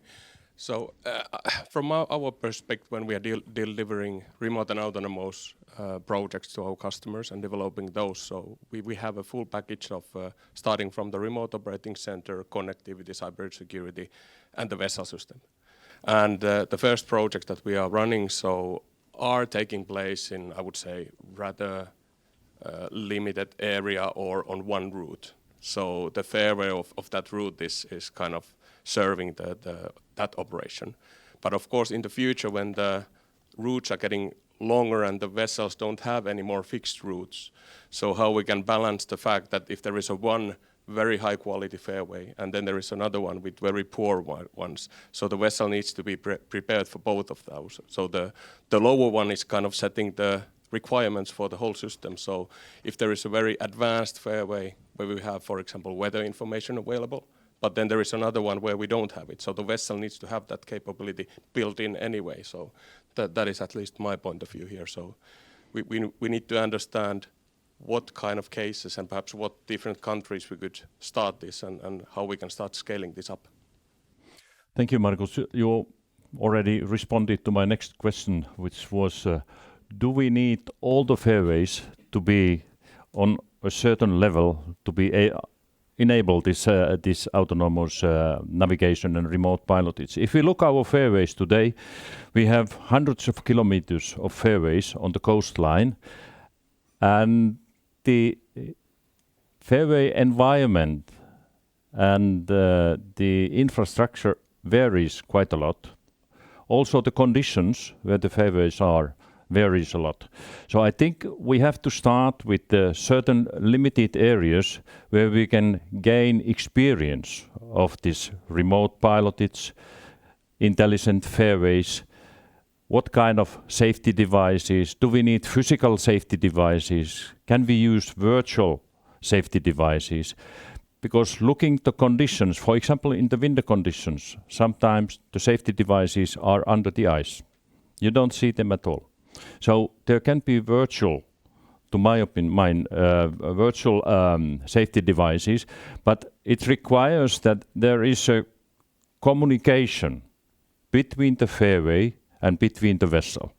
So that is a needed, let's say, infrastructure, to my mind, in minimum. What do you think about the level of fairways today in Finland? What are the, let's say, first go fairways in this sense, which can be served by remote pilotage and autonomous shipping? I'll try to remember your question, but I want to comment something first, because it is obvious that we need to rethink the whole H2 navigation, or as shown in the previous presentations. And as the thing that I'm trying to highlight with this Safe Tube is that what are the future H2 navigation? What are they? And they can be just created. The tube can be created with information, with systems on board the ship. Of course, you will probably have a very, very long time in the future also some solid, real infrastructure built on the fairways. But then going closer to your question, we've also discussed about in other projects, and this one also, because we have just done work risk assessments to Finnish fairways based for the new Pilotage Act that is now going on. So in that risk assessment, we identified also with the help of Aalto University on the different challenges in the fairways. So we're not saying that the Turku fairway is very challenging or the other one is not, but we're actually identifying the factors that make the fairway challenging. And by doing that, then we can understand that how we will tackle those challenges and risks on different areas of the fairway. So a fairway can be 80% of it can be really easy, but then there is a 20% part of the fairway that makes it so difficult that is actually non-remote pilotable. So this goes together. We need to understand what makes it challenging, and then we need to tackle the risks posed by those issues. And with Heidi, for example, in this different group that we are participating, we're trying to understand and spot on a heat map these areas where you need extra connectivity, because this is about communications and connectivity. So what fairway would be good? I think that our pilots are better to comment, but I think that Kokkola fairway was quite okay. And yeah. So for example, that's what I understood when I read the report. Yeah. So that was good. Of course, then there's another aspect. I personally would like to, where you have a very, very long piloted route, for example, like Turku. It would be nice to have remote piloted because it's so expensive to pilot. So I'm looking at the industry making it. So there are many aspects. Yeah. But then again, I know that there are people from Eesti here. We're hoping that we would have this Helsinki-Tallinn, so like channel or tube between there for development. So your question, it depends on a bit what we are looking for. Yes, so safety, of course, is the most important, and protect environments. But we have to remember that there has to be also commercial benefit for this. So this has to be also business in some case, not overruling the safety, but we are not doing that still for fun. So that's my point. So it has to be a commercial route. Okay, maybe we come back to that business case, because I was thinking also the same, that now when we have different type of fairways and some of the fairways are suitable for remote pilot, it's when we think about ship owners and their, let's say, willingness to invest on their ships, because they also have to make investment. So Kirsi, what do you say, what kind of readiness has the shipping industry to make the necessary investment to enable this remote pilotage? Yeah, we actually had a discussion about that during coffee break. And as I already mentioned, so we have ordered 12 new vessels. But still, we don't know what is required, example, this smart fairway to install for the vessel. And that's the question, that vessels has a long life cycle, 20, 30 years, some vessels even longer. So we should already really start to work at what is required and how to build the systems to the vessels. So willingness, there is different owners. Some of us, we really want to be involved, and maybe some owners, they are not so keen. But we have to build a trust around the system, that it's really coming and how we do it. But I think the most important is to know that what we have to invest and when we are able to do that. So first, our new vessel is coming in 1 year, but we don't have any readiness for that vessel. Maybe we have readiness on that way that we can install later, yeah. But should we already now know or have some idea what is we needed? Yes, exactly. Maybe Kongsberg has some maybe ideas about maybe that. we go to Wärtsilä and Kongsberg and ask about this. Pia, what would you say, what is needed for the vessel to be able to navigate remotely? Well, I believe that Kirsi is in a better position to answer to that, but when I reflected from the, let's say, point of view of smart solution provider as we are as Wärtsilä, of course we are very much now looking forward to develop smarter and more connected systems. And then it's not only about like one vessel or one port, but it's really about creating that connected, interoperable ecosystem where everyone can connect to each other. From our point of view, we are of course happy to develop systems and also invest in the product development for whatever solutions our customers are actually wanting to see. But then the other very important thing is now when we are touching very novel solutions and technologies is that they have to be approved, that we can actually sell them to the market. Yeah. And now, for instance, in questions of increasingly autonomous system is the fact that we don't have that international regulation yet at place. IMO is of course working very hard with that, but it still takes several years, so we have to wait 5 more years to get it. And then also the approval by the classes, so that we can start to use the systems, or like our customers can start to use the system, is still sort of like in the pending phase. So that is now currently something that requires a lot of, let's say, encouragement, discussions and co-development, so that we can increase the understanding of the state of the art of the solutions, but also that assurance that everyone is working as expected and can provide that at least the same or improved level of safety that the conventional systems are doing. Yeah, Markus. Yes. So how I see things are that we have kind of road in front of us, starting that the vessels sailing today will get smarter. It will be situation awareness type of system. It will be auto crossing, auto docking type of features. The same kind of things that makes life easier on your cars is coming to the vessels. And then those vessels or new builds will get connectivities. They will get bridge zero type of solutions. They will get remote watch keeping. They will get remote controlled and in the end autonomous.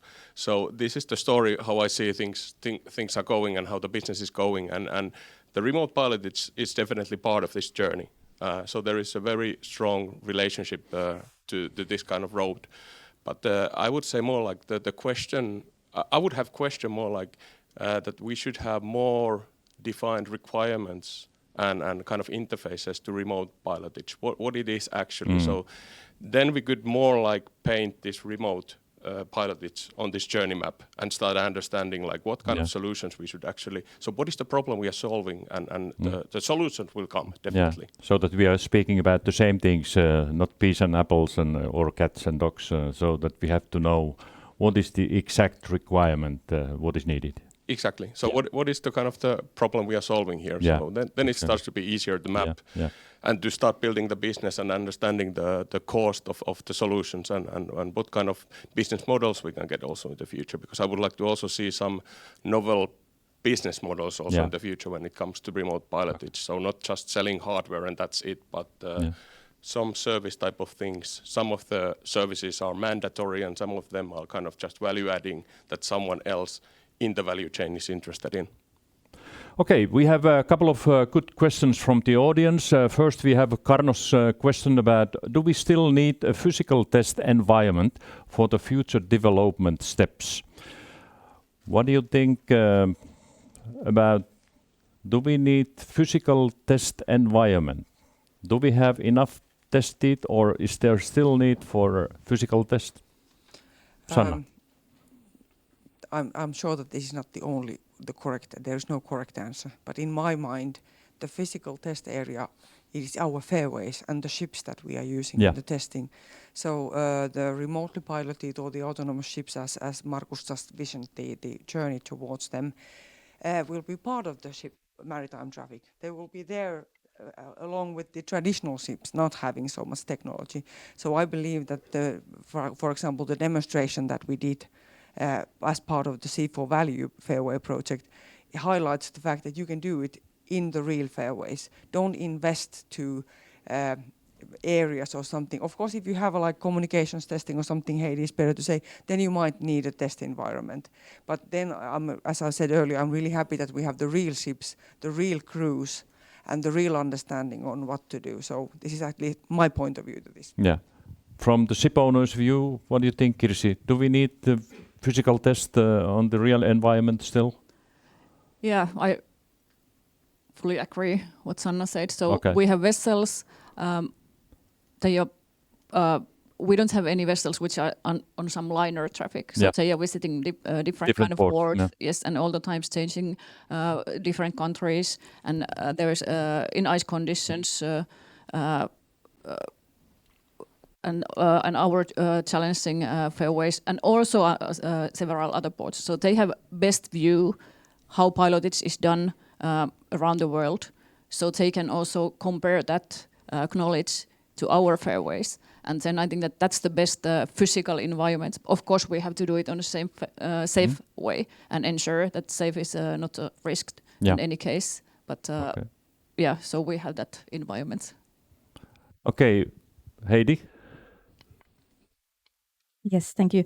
I definitely think we need physical tests and trials in the future, and also that this comes also to communications, and we need to do measurements on the fairways to understand the current situation.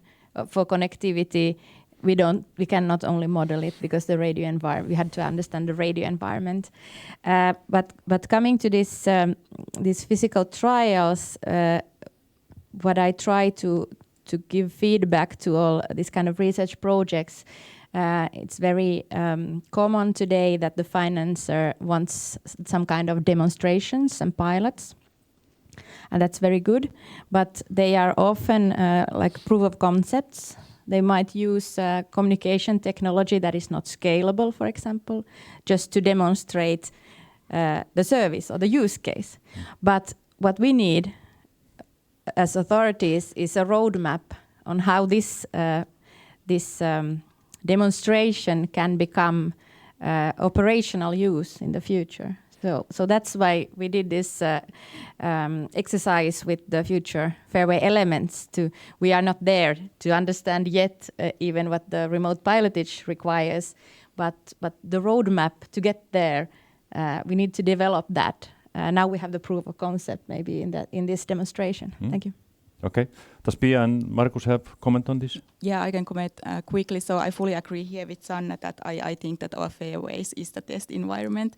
But then in addition, of course, there are many sort of like cultural things and capabilities. For instance, when it comes to communication between the remote operator and or remote pilot and the captain, that we can then build in a simulated and simulator environment. And that is very important because also Sanna highlighted that there are many things that we have to improve and standardize in our ways of communication, and also like how we sort of like ensure that there is that trust within the communication when the operations are done remotely. And for that, the simulated environment is really good place to build that. Markus.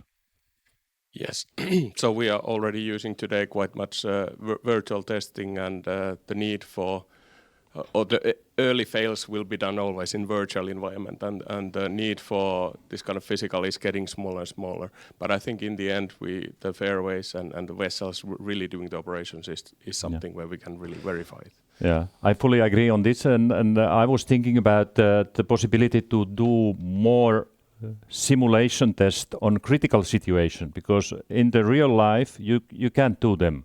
You have to go to the simulator, and I can demonstrate you what we did in late 80s when Neste got big vessels and we started to pilot them to Naantali. So we did simulation pilotage of the vessels, and we created different type of critical situation. The pilot didn't know what kind of critical situation is coming, and he had to act accordingly. And I think here is the same thing, that it can be demonstrated on the simulator so that the pilot who is controlling the remotely, he doesn't know what kind of situation is coming, and he has to solve the problem, because there are problems coming for sure. So very good questions. Then we had one from Vesa. Vesa is asking about would digitalization of coastal buoys for real-time location and connection via cloud to both ships and shore support the development of future Fairway? Maybe Heidi can say, but this is underneath. Sorry about the typo. Never mind. We understand. So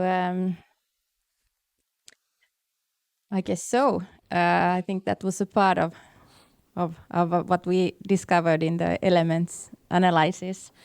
So yeah, digitalization of coastal buoys. I'm not sure if you mean even virtual ones, but. Do you mean only physical buoys or also virtual? To start with the physical. Yeah, virtual. Yeah, okay. Yeah, both physical and virtual. Yeah. I guess so. Yeah, I think so. Okay. Kirsi? Yeah, I think absolutely.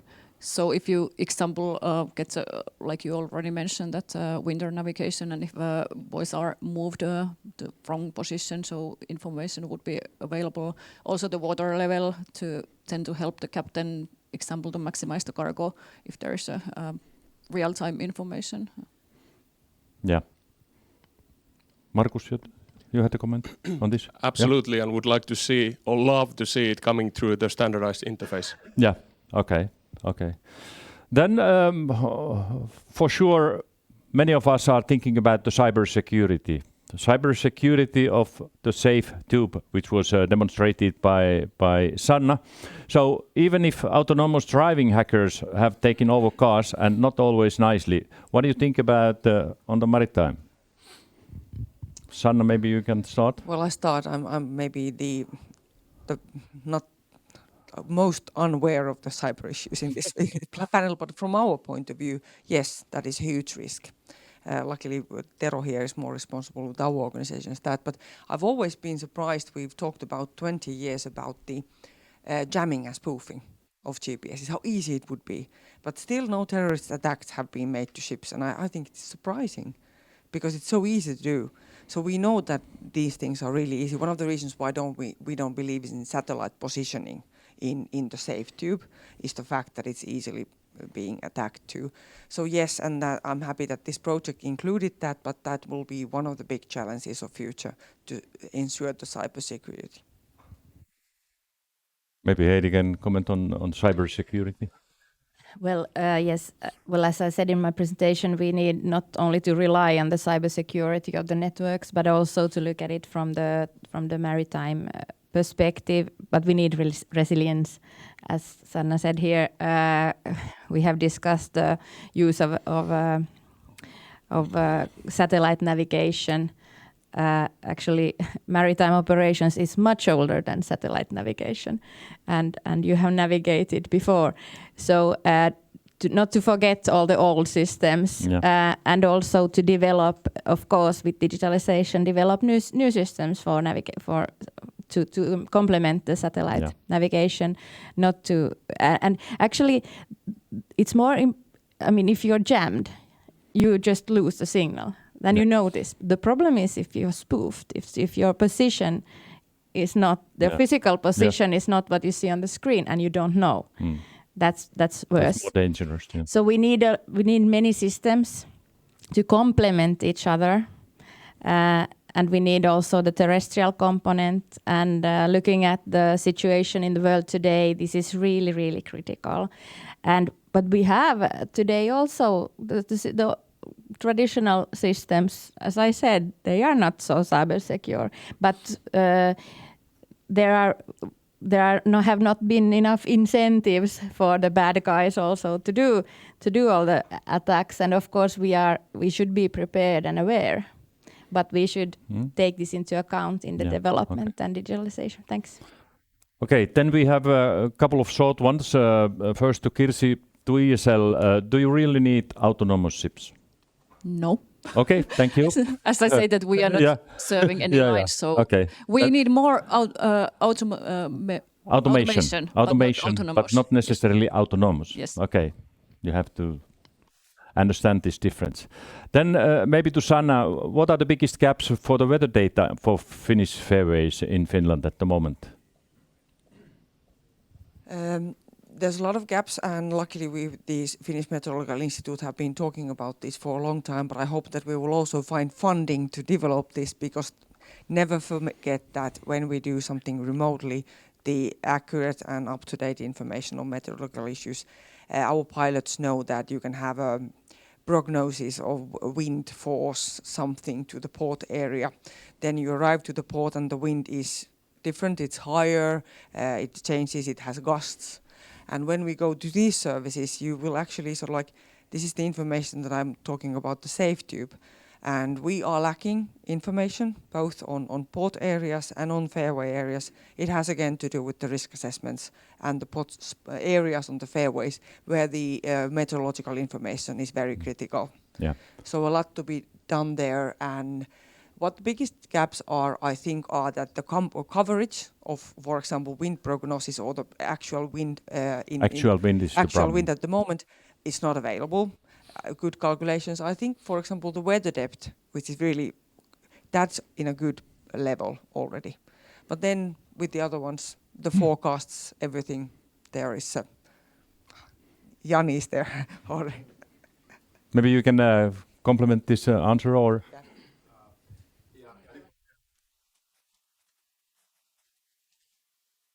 Yeah, a bit of a comment. I think overall, if we think of the gaps in this area, the sea regions traditionally have specific, say, issues with the coverage of the observations. I think in contrast with the observations and forecast, we have plenty of different types of models, both for weather forecasting and the sea state forecasting and different time and spatial scales. But looking at the gap there, I think we are lacking the local observations in sea regions. And for this one, I would propose even an idea for the whole of the community to think of how we could improve it as a whole. And in particular, we talk about sometimes crowdsourcing and various players within the say harbors, vessels, and any other areas, any other operators that we, on the other hand, know that the Internet of Things is around here. We have a lot of such weather indicating information, which is not exactly the traditional way of expressing the issue, but maybe focusing at some point to see how this potential could be best benefited. Thanks. Yeah, for sure. The real-time local weather conditions are essentially important for autonomous shipping and remote piloted, because they have to be aware how the weather conditions are developing, wind force, wind direction, current, because there are a lot of currents also in our fairways, visibility, things like that. So that is a necessity, but it requires local sensors, so that we have very locally located sensors on the fairways to be able to do this. Markus? Yeah, if I may have my comment basically combining the previous question and this question. So I think Sanna's idea of this safe tube. So the weather, of course, and the weather information is quite important, so merisää of this tube, but also this kind of cyber weather. So what is the cyber kind of threat on this tube going on? So I think that would be quite interesting for the future, to understand that if there's a slight make a protection shelter over the tube, so that there is no cyber possibility to to penetrate inside. Yeah, I don't know if it's possible to really make it that it's impossible to penetrate, but it's detected right away. Yeah. Or there is an announcement that there is a slight possibility of spoofing today, or I don't know how cyber weather is going. Okay, but, we are running short of time, and I have quite a few questions still. But let's change the topic a little bit. Let's go to business and operational models. So when we look to fairways, the infrastructure in Finland, so it's maintained by the state. It's a public-owned fairway, but the actual shipping and technological development is the responsibility of the companies. So the companies are mainly doing all this development. State is very, let's say, slightly putting money on this. So what is the driving force of fairway development? Because there is a need for investment, and they might be rather remarkable. When we look the state money for the infrastructure, so it's mainly going to roads and railroads. Very few of that money is going to sea fairways, and the money which is going there is mainly going for dredging. Not, let's say, improving the level of safety or level of safety devices or things what is needed for autonomous shipping. So there has to be a change of thinking in the ministry and also in the administration to invest also on this side. What do you say about this? Maybe Heidi can start. Yes, thank you. Well, yes, it's clear that the authorities or the administration have the responsibility of taking care of the fairway infrastructure, but we cannot come up with the new services and needs ourselves. We want to understand together what the new services are, and we don't know yet where to invest. That's the thing. So we really need to cooperate, and we also need to understand the technical availabilities of the vessels, because you cannot build. There's no reason building a fairway without understanding the vessels. So this is in a way a public-private collaboration is needed here. Yeah. Both sides, also the public authority and the private entrepreneurs, they have to invest in infrastructure to enable this kind of development. And I just want to emphasize what was said here already, that we need standardization, standardized solutions to ensure the interoperability. Yeah, okay. Sanna. Shortly, because in Heidi's presentations and Markka's also, we saw that it doesn't exist the definition of the future Fairway services. So we need to understand what they would be, and we don't look only for shipping. Of course, shipping is the bloodline of our industry and the country itself as being an island. But we can't go on investing, trying things. We have to understand what is needed, and then the decision makers, the authorities and the ministries can make decisions on the investments. And of course we have to apply money from our point of view. We are here already in the back long distance areas of the transportation chain, so we don't afford to do that. But the other thing is about again we have the lateral and cardinal systems of voyage and so forth. But what are the future systems? So we can't invent them all by ourselves. So we need to do the elements. We need to understand the future, and then we can make investment decisions. Pia. Yeah, I believe that from the administration side, there has been now maybe 5 years or so talks about that kind of like a phenomena that when we talk about infrastructure, we don't only mean the physical infrastructure, but also the digital one. But when it comes to funding, that hasn't been maybe mainstreamed yet. So for instance, now if we have the question what we have to invest to make our fairways smarter, we don't sort of like those concept of stretching and the digital appliance, they don't yet come together.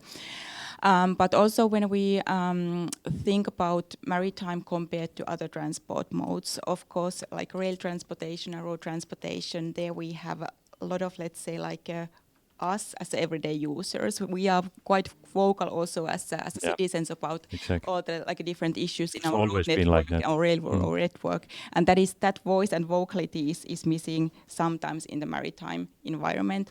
And therefore, as it was said, that now when we have like projects like this where we somehow together build and identify the most critical investment needs and development paths, we have to then also strongly stand together and be vocal about that, like what are the things needed from the public sector side and private sector side that we can actually make that happen.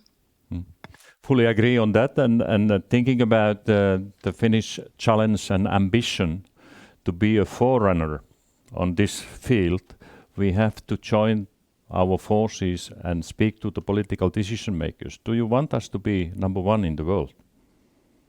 But it requires money. Not huge amount, but it requires money. Of course, the private entrepreneurs are putting their share there, but also public money is needed. Markus.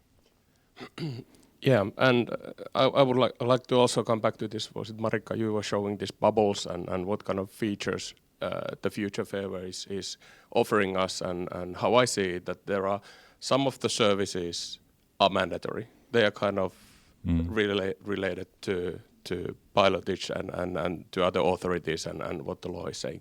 But then I see that there's a lot of services that are kind of adding value to the different type of stakeholders. And I don't know how far have you gone with the study, but I think there might be even more of these features that are not mandatory one, and there might be a lot of stakeholders that we should really actually understand that who is this generating value to, and how we involve all of those and start, because then we start to see the business. And I think that the platform what we have seen earlier today, so I think that might be a very good kind of platform for developing businesses and services.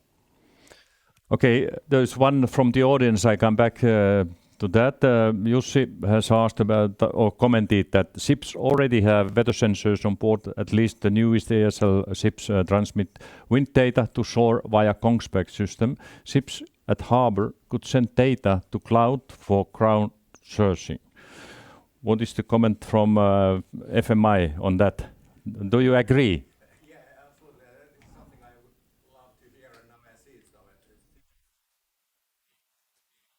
Yeah. Okay. But are you happy with the quality of the data which is collected by them, or is there challenges on that?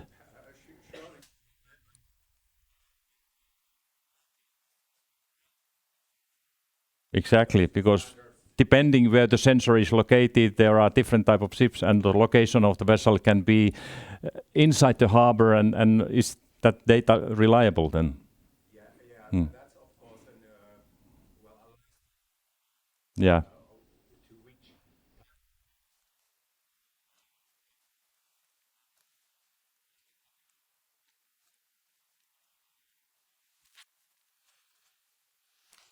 Okay, then thinking about the private sector, what is the driving force, for example, for ESL to be part of this development? How do you see it from the company's perspective?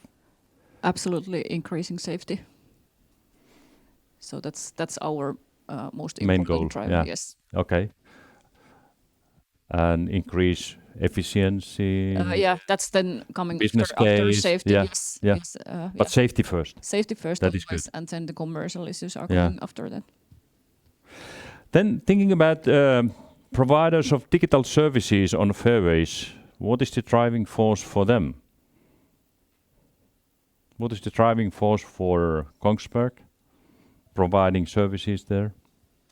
I would. It's a business. I would actually It's your refer business. to my previous answer that we should better understand perhaps the stakeholders and what kind of possibilities we have there, and then start to have this kind of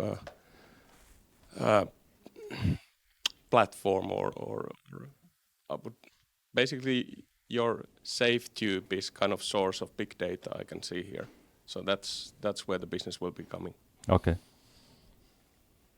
Okay, we have a few minutes left. Let's speak a little bit about people and human influence, because that is also existing there and it will be existing there. That's my opinion.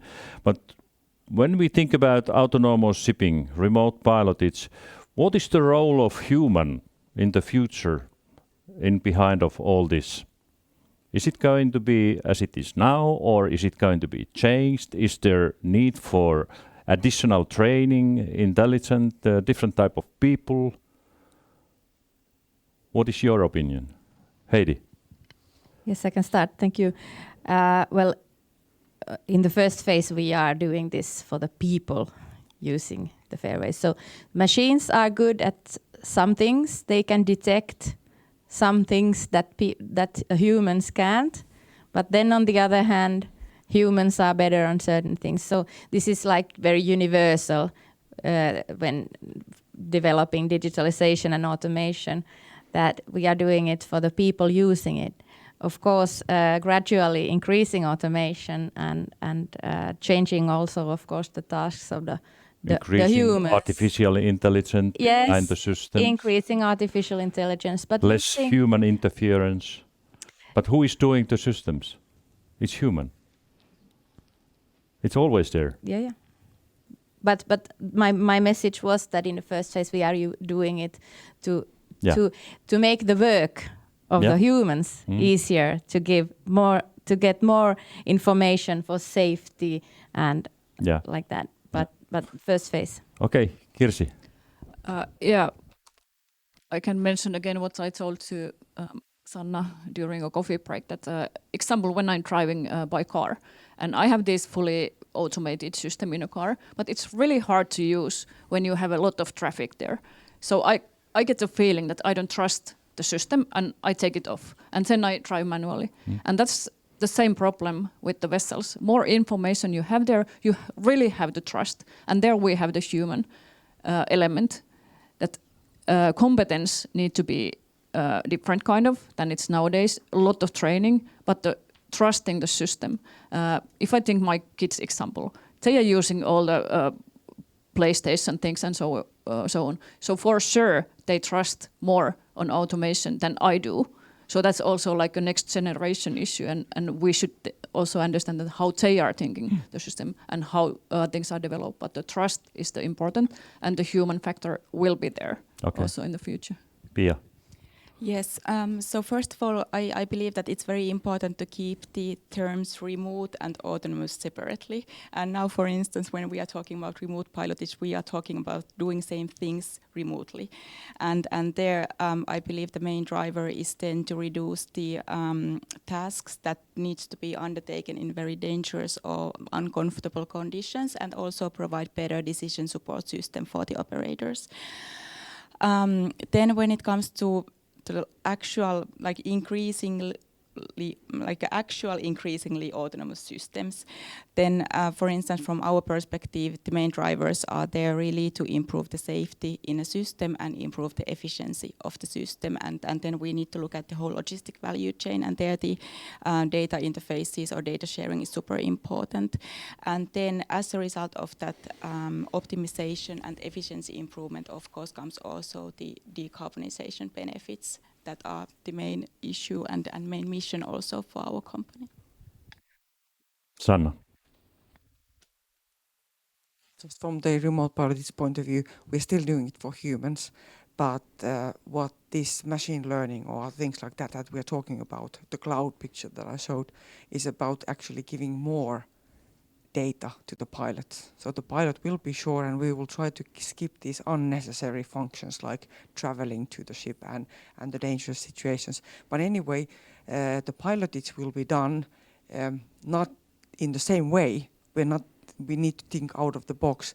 But what we do with the cloud and all the data that we are getting, as Markus mentioned, we're trying to get more information, more analysis, whether it's weather data or everything, to predict and to understand. So in my view, if we succeed in this, we will actually increase the understanding of the fairway users hugely.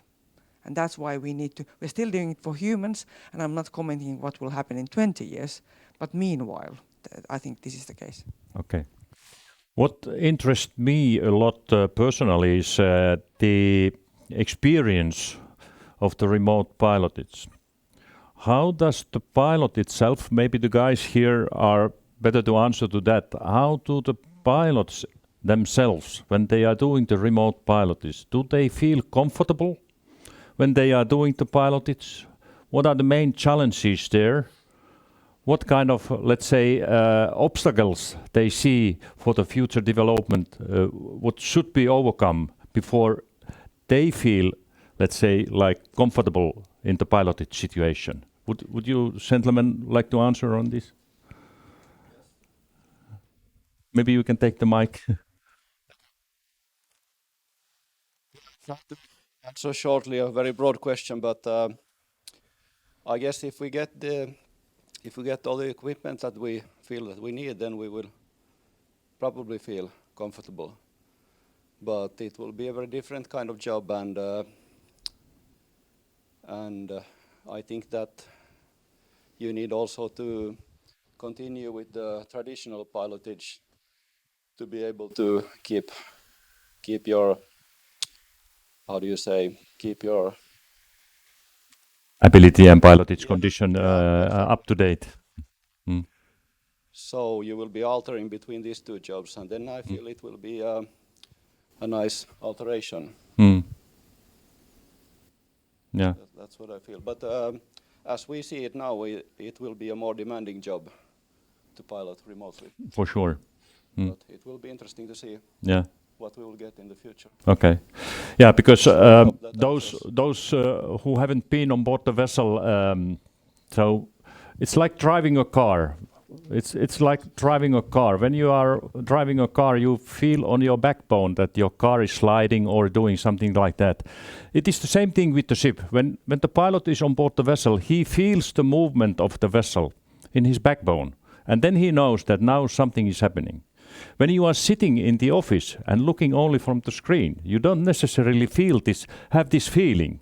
And this is to my opinion, it's dangerous. I haven't been remote piloting. I have been simulating the vessel movements many times, but not remote piloting. So this is only my feeling. Then I would like to ask about the captains, how the captains feel about the remote pilotage. We have captain here. So Jussi, can you come to comment?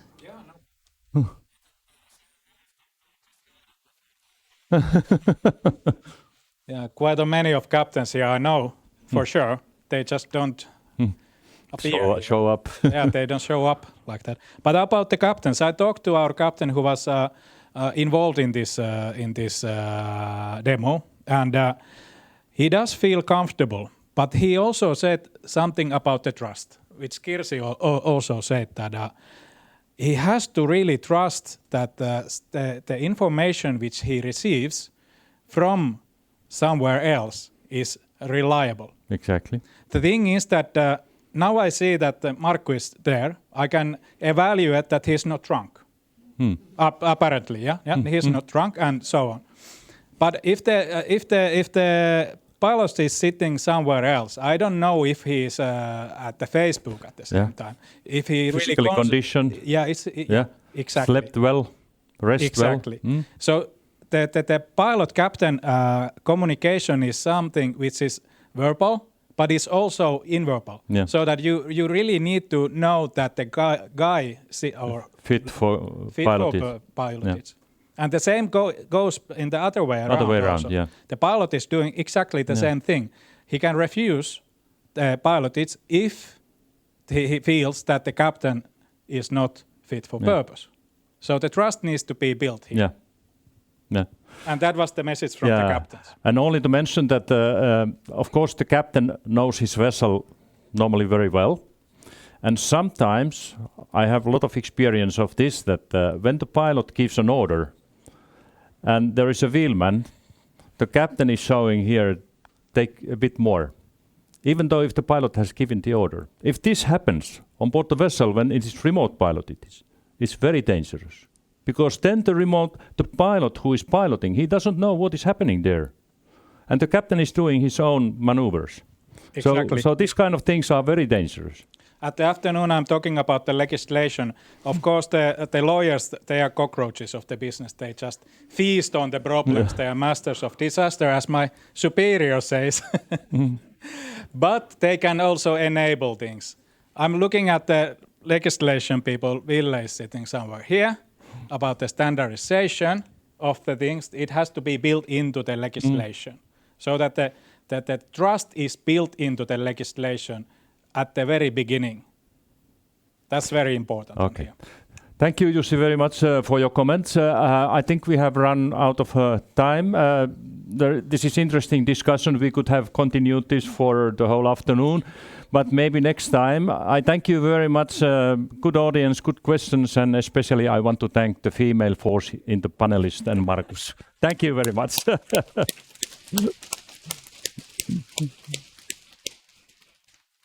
Okay, thank you. As in screen says, we have lunch now. We have 1 hour time for a lunch. And this room will be divided into 2 rooms, and in this part of the room will be the remote pilotage and Fairway future session here, and that side will be the enabling technologies and ethics.